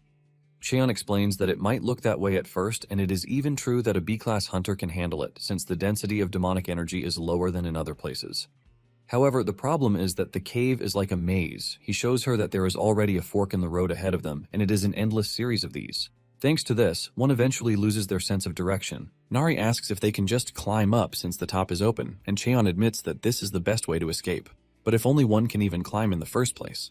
Nari asks him why this is, and he explains that the rock pillars are not easy to climb because they are about 50 meters high, and they are more slippery than they look. In addition to this, there is a strange phenomenon that reduces one's awakened abilities in the cave zone, and thanks to this, one can only use 10% of their usual power. As if this isn't worse enough, the gates don't easily open in the cave, which is why it is the place with the most missing people. Nari freaks out when she hears that people are going missing, and she asks him if they can just break the wall to get out. Cheon tells her to give it a try, and she smashes the rock with a powerful punch.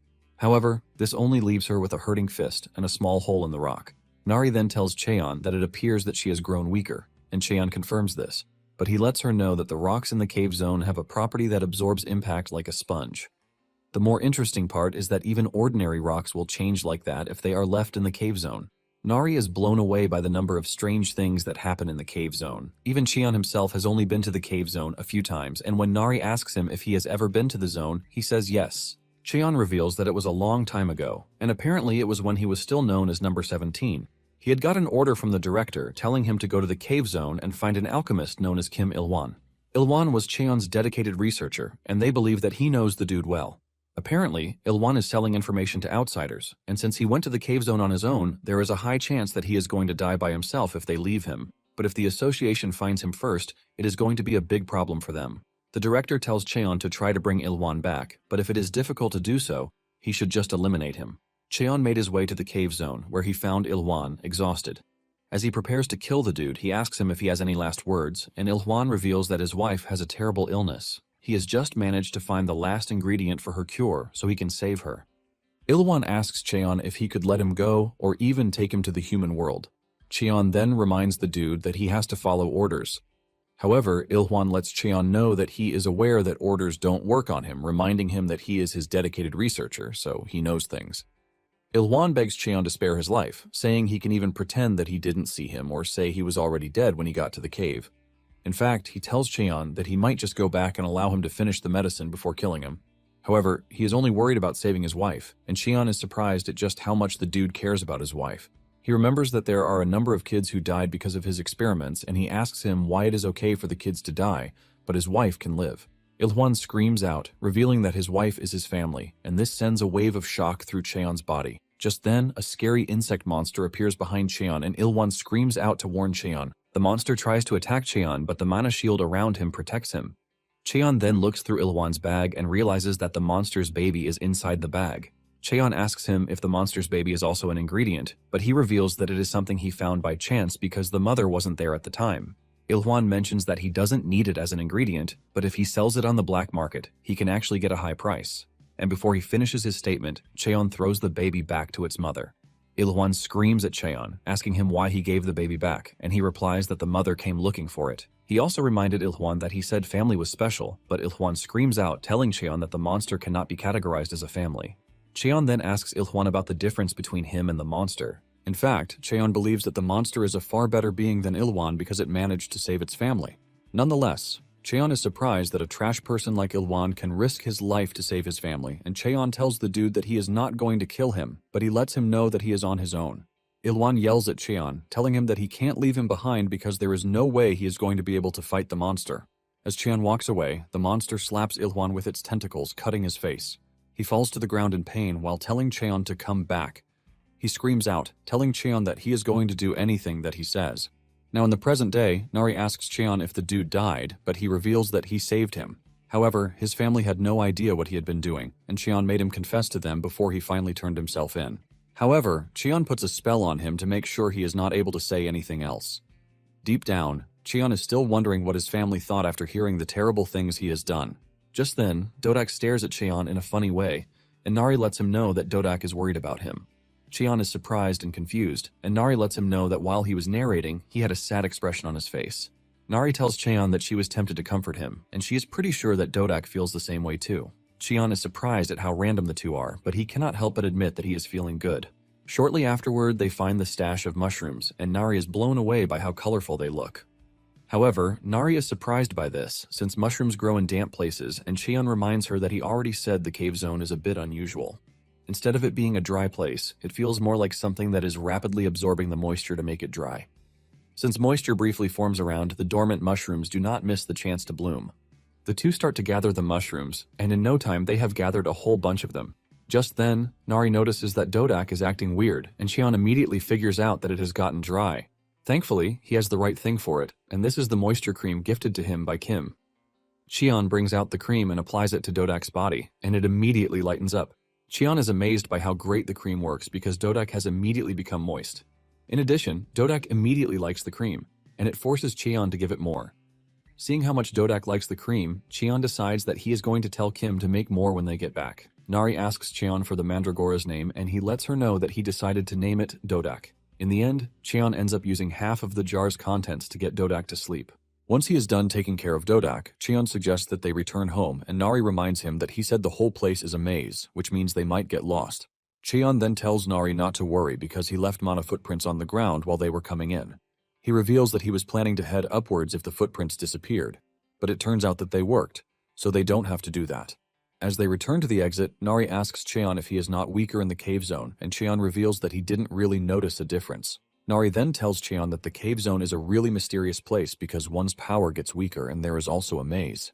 Nari says it feels like someone is trying to prevent intruders. The moment Nari mentions this, he realizes that she might be right, and he decides that he is going to come back with proper preparations. Meanwhile, in Kiseok's house, he is shocked when he notices that all the demonic energy in his body has been purified in just a day and a half. Since he is back to his optimal state, he figures out that it is time for him to go back to the demon realm. Kiseok had already gone to the supermarket to buy things because he wanted to prepare something other than just groceries this time around. Kiseok excitedly returns to the demon realm, but he is left in shock when he sees Cheon and the others painting the house in green mushrooms. Nari tells him to hurry up and help crush the mushrooms and spread them on the walls so that the house won't collapse. Kiseok is disappointed at how it is done because he was expecting them to apply it thinly. Moments later, Kim also shows up, and he is blown away when he realizes that they actually brought back the mushroom from the cave zone. He knows that it can't have been easy to get the amount of mushrooms that they got, but Cheon lets him know that it was pretty easy. He then asks him about the great discovery he claimed he just made. Kim then reveals that he found the breakthrough when he was examining the liquid metal mandragora. He brings out a tiny root saying it is from the liquid metal mandragora. Even though he didn't do anything, the root dropped on its own, and it appears that the weaker ones were naturally shed. However, when he examined them, the mandragora components were gone, and only the liquid metal remained, which means it can now produce liquid metal on its own. Kim mentions that what is even more surprising about everything is the explosion spell he told him to look into. Apparently, he saw some results when he combined the liquid metal with the dismantlement formula. In other words, while it is difficult to completely remove the spell, he can temporarily restrict the spell's activation, and Cheon asks him how long he can do this. He replies that it can stay on for 72 hours, which means for 3 days a week, Yubeom and Jia would be able to stay in the human world without any issues. Yubeom and Jia are shocked and excited to hear this, so much so that Yubeom starts to shed tears of joy. Nari is surprised that Yubeom is crying, and she asks him what the problem is, but he lets her know that he is just happy. Since this is the case, Cheon suggests that they finish with their current task and head to the human realm together. Yubeom is surprised that they are going very soon, and Cheon reminds him that they don't have to wait around. Nari celebrates this, but Kim tells them that he is going to stay back because he still has some things he needs to supervise. Kim then tells Cheon to stop by and say hello to Bongsu, saying he is going to provide him with his address. Jia asks the group if it is okay for her to wander around in her weird clothes, but her brother tells her to take off her mask first. Deep down, Cheon immediately figures out that he would have to buy the siblings clothes when they return to the human realm. He wonders if the clothing store that Bongsu showed him is still operational. Shortly afterward, they make their way to the human realm, and Cheon heads over to Bongsu's place to check on him. He asks him how he is coping, and he assures Cheon that he is doing well thanks to his help and everyone's.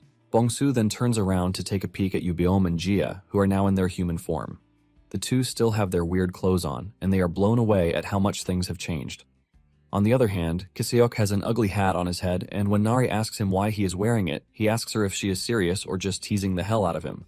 Bongsu is totally blown away by the whole thing because the scene appears like he is moving around with his family in the neighborhood. Cheon then asks the siblings how it feels to be back after so long, and the two express how happy they are. Yubiom admits that the slums have always been ugly, but it has gotten worse because there is dirt everywhere and even rats have become landlords there. Jia asks why it has become dirtier, and Bongsu reveals that, a while ago, the higher-ups said they ran out of funds, so they basically pulled out all the cleaners. He mentions that there are some people who have tried to clean, but there is just so much that they can do. Just as they are about to get to Park's store, Bongsu finds her being harassed by a group of thugs. He rushes over to help her, and she urges Bongsu to run away. The leader of the squad, the big dude, tells Park that they are only going to leave after she has paid the security fee. Bongsu stands up to the dude, asking him what the hell he is doing because his territory is District 11, which means he has no business in District 12. The dude then replies that District 12 is also part of his territory, and he angrily throws a punch at Bongsu for being arrogant. However, Cheon grabs his arm before the punch can reach Bongsu. With considerable force, Cheon causes the dude immense pain. He crashes to the ground in severe pain, and his guys decide to come to his aid, but before they can react, Yubiom disarms them. Seeing how dangerous Cheon and his squad are, the thugs run off with the intention of telling their supreme boss. Kiseok asks Cheon if he should chase the thugs, but Cheon tells him to let them be. The big guy on the ground tries to scare them, telling them that they have just caused trouble for themselves. But Nari walks up to him, telling him that they are the Coconut family, and it appears that the dude needs to be taught a lesson. The dude is completely confused by this because he has no idea what Nari is saying. After taking care of the thugs, Cheon follows Park to her shop, and Park reveals that it is hard to survive in the slums by selling clothes. Apparently, she has gotten rid of kids' clothing and added basic hunter equipment and daily necessities, which means her store is now a general store. Park attributes her success to how Cheon helped her back then. In fact, she has cooking wares in her store too, and Park berates Bongsu for not calling her when he is coming over. She asks him if he has awakened, and Bongsu shows her his power, which is teleportation. Park is happy to see this, and she grabs Bongsu, patting him on the head, but Bongsu tells Park that it is all thanks to her. Moments later, Jia steps out of the changing room, and she looks really beautiful in her new dress. Park and Kiseok end up saying this at the same time, creating an awkward atmosphere. When Yubeom also steps out in a gentleman's suit, Park is blown away because he looks like a freaking celebrity.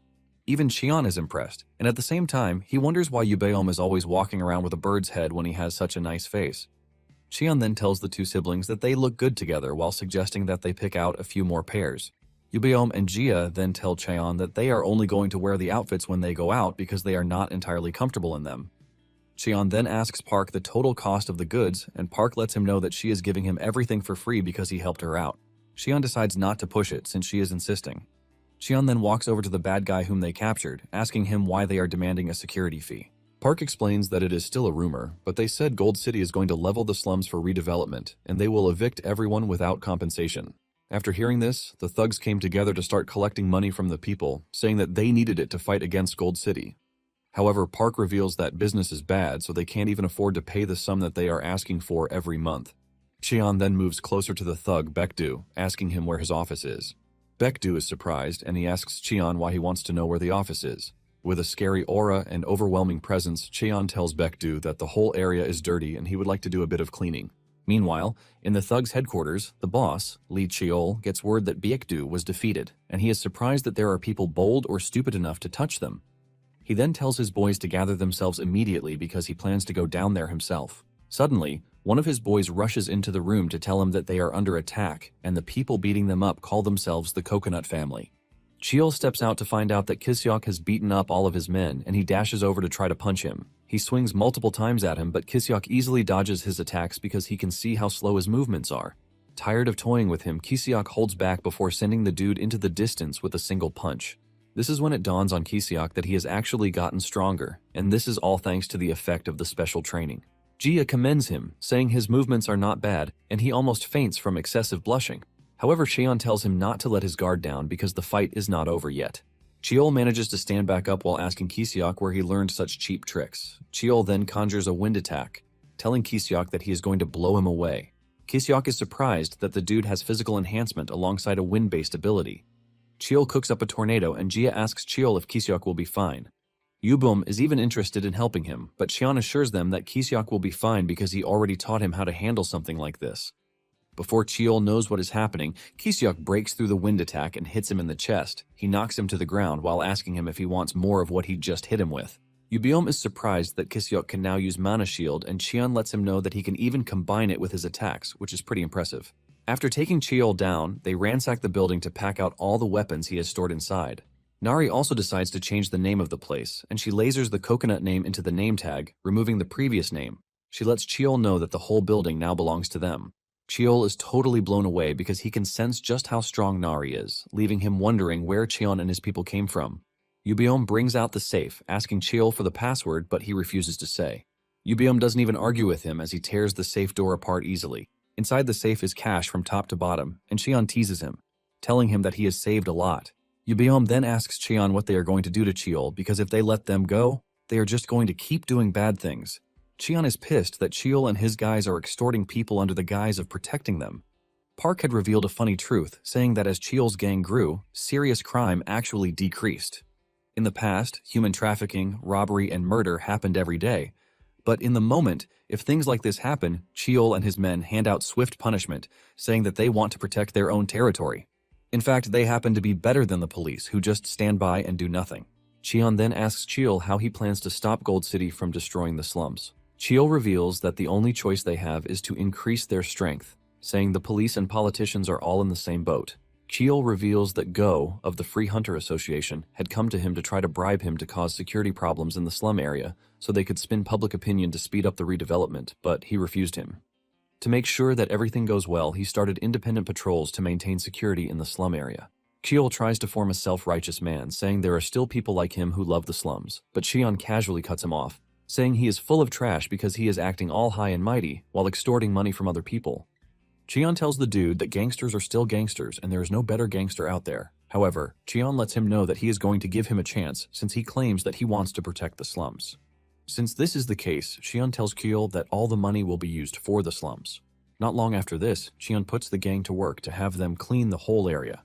He tells Cheol that as of that moment forward, he is in charge of cleaning the whole district, and he tells him to change the name of his organization to Space Family because he is now under his organization. Cheon tells Cheol that if he ever stops by and the streets are dirty, Cheol will be the first to get beaten up. Some of the gang members can't believe that they have been relegated to cleaners, and Cheol tells them that they are only doing what they are told. Cheol says Cheon might look young, but he wants to listen to him and trust him. In no time, the districts start getting cleaner, and later on, Cheon gets a bag as a thank you gift from Park. This turns out to be the perfect size to put Dodak in. After they are done cleaning, the group decides that it is time to return home. Nari's friends rush over to hug her, and she tells them that they are going to go together the next time. Just then, Yubeo mentions that he is hungry, and the moment Kiseok hears this, he suggests that he make his specialty, the soy sauce egg rice. Yubiom and Jia are not entirely impressed because they believe it is something basic, but Kiseok assures them that they are not going to regret it. Shion then suggests that he and Nari get dessert instead. They make their way into the forest, and Nari expresses her surprise that there are fruits that can be eaten in the demon realm. Cheon confirms this, saying red grapes are available to be eaten, and he is pretty sure that they are already ripe. However, they are a bit different from the ones in the human world. Moments later, they arrive at the demon realm grapevine, and Nari is blown away because she can already smell the sweetness. She is surprised at how big the tree is, and then they notice monsters at the base of the tree. Nari asks if they are there to pick grapes too, but Cheon calls her attention to the dude holding on to his dear life at the top of the tree. The dude is holding on with his last strength, hoping he doesn't fall and become monster food while begging for his grandpa to save him. The dude is thinking about how he is about to lose his life when he spots Cheon and Nari on one of the branches above him, and they are calmly collecting grapes. The dude doesn't want to believe his eyes because there is no way he would have expected a girl to be in the demon realm. Nari asks Cheon if it is fine to leave the dude hanging the way he is, and Cheon tells her that she doesn't have to worry because he doesn't look like someone who is going to fall anytime soon. Nari excitedly continues picking the grapes, and she mentions that this is the first time she is going to see a tree that is this big. Cheon lets her know that the tree is over 60 years old already. Nari is shocked to hear this, and she assumes that Cheon is exaggerating, but he lets her know that he planted the tree a long time ago. Back when he was still in the research lab, he had just finished undergoing a session when he noticed a seedling in the trash. He asks if the seedling is going to be thrown away, and the scientist tells him that it is called the Demon World Grapeseed. He mentions that they are not entirely useful because they are no longer carrying out the research on them. Cheon then asks if he is free to take the seedling, and the dude gives him the go-ahead. As he takes the seedling away, one of the staff members screams at his colleague, asking him why he allowed Cheon to take the seedling, and the dude reminds him that they are dealing with number 17.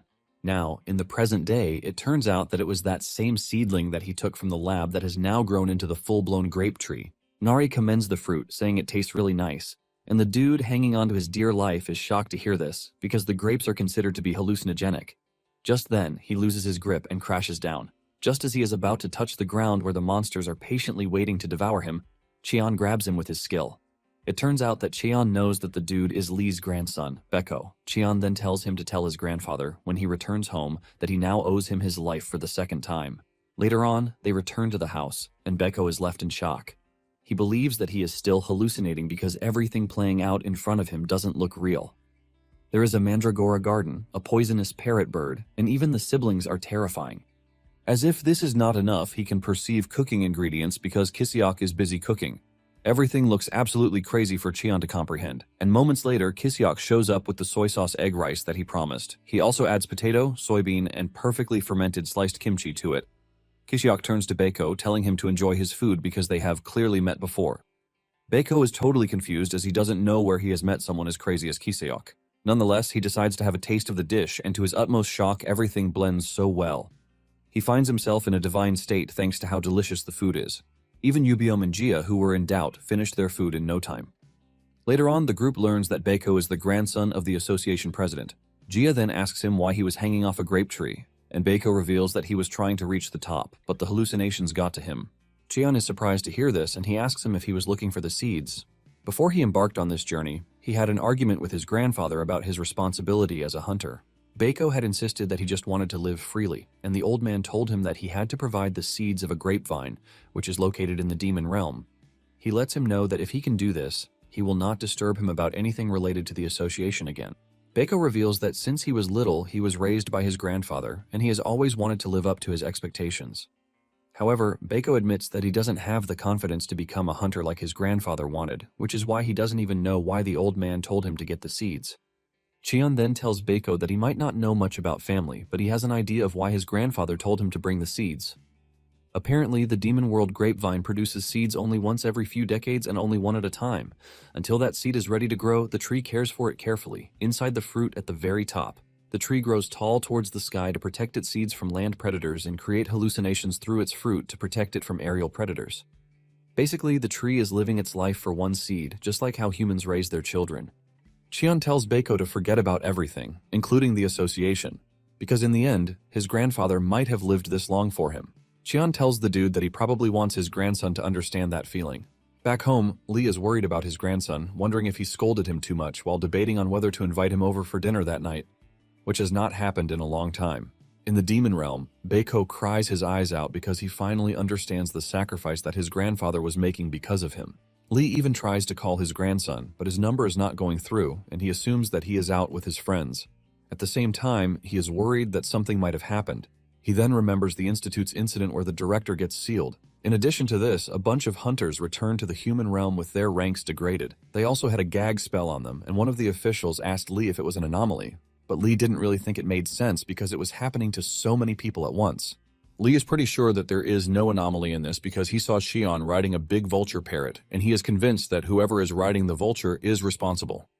He tried to track Cheon down, but before he could catch up with him in the slums, he had already vanished back into the demon realm. Lee is busy thinking about all the weird things that have happened when a staff member runs into the room, telling him that Beko entered the demon realm in search of grapevine seeds, leaving the old man totally shocked. Back in the demon realm, almost everyone fell asleep after the delicious meal, leaving Cheon and Yubiom. Yubiom then asks about Beko, and he reveals that he is currently doing the dishes with Kiseok. Yubiom then asks Cheon how he knows Lee, and he replies that this was also something from years back. Cheon was supposed to go to the demon dimension, but the gate malfunctioned, and he met himself in the slums where a battle had just happened. Cheon is frustrated by this because he didn't bring any other gate stones with him and he is running on a deadline. Cheon is thinking of a way out when two monsters appear above, but he easily seals them just like he sealed the director. It turns out that the destruction that happened in the slums is caused by the gang, and Cheon plans to use the sealing method on the culprit when he finally catches them. Suddenly, he hears someone from under the rubble calling for help. Cheon helps him out, and he turns out to be a younger Lee. Lee reveals that he has been trapped under there for 3 days, and he thanks Cheon for saving him. Lee gives him his card, which says he is the temporary chairman of the Hunters Association. Apparently, he just created an association for hunters even though it was not famous yet. Lee mentions that he has always wanted to help hunters like Cheon, who are there to risk their lives. He mentions that he came here to help hunters, but found himself in a dire situation. While he is busy yapping about unnecessary things, Cheon remains mute. Lee lets Cheon know that he can help him get various things that hunters need, but Cheon cannot necessarily tell the dude that he is not a hunter. Cheon tells Lee to leave him alone, since he said he doesn't have a gatestone. Lee is shocked when he realizes that Cheon doesn't mind splitting up. Cheon turns around to leave, saying Lee wouldn't have been trapped if he had a gatestone. Lee rushes after him, telling him that he has gatestones and he can give him one. He suggests that they move to the next sector to get it. Cheon is relieved to hear this, and Lee decides to offer him a potato, which was the last one in his bag. Cheon cannot believe just how optimistic Lee was, even though he has been trapped for days. Nonetheless, Cheon turns around to leave so that they can find the stones while Lee walks from behind. After he is done narrating, Yubiom asks Cheon if he kept in touch after this, but Cheon says no, revealing that this was the last time. In addition, Lee never knew he was a chimera. Yubiom then roasts a fruit in the fire, and while enjoying the delicious taste, he lets Cheon know that they can't do this in their place because of the snow. Cheon then asks him if they should make an underground storage space, saying they should gather wood first and store it. Yubiom agrees with him, saying snow won't touch it, which means it is safe. At the same time, Dodak emerges from its pouch because it wants the moisturizing cream. Cheon reminds it that the cream is finished, while urging it to wait till Kim shows up with more. He hasn't finished saying this when a gate opens and Kim emerges from it. Cheon is surprised because he just mentioned his name, and he appeared. Kiseok is the first person Kim asks for, and Cheon informs him that he is currently doing the dishes. Since this is the case, Kim suggests that they leave the news for later. However, he has another piece of information, and he tells Cheon that he has successfully developed a cure for the mandragora.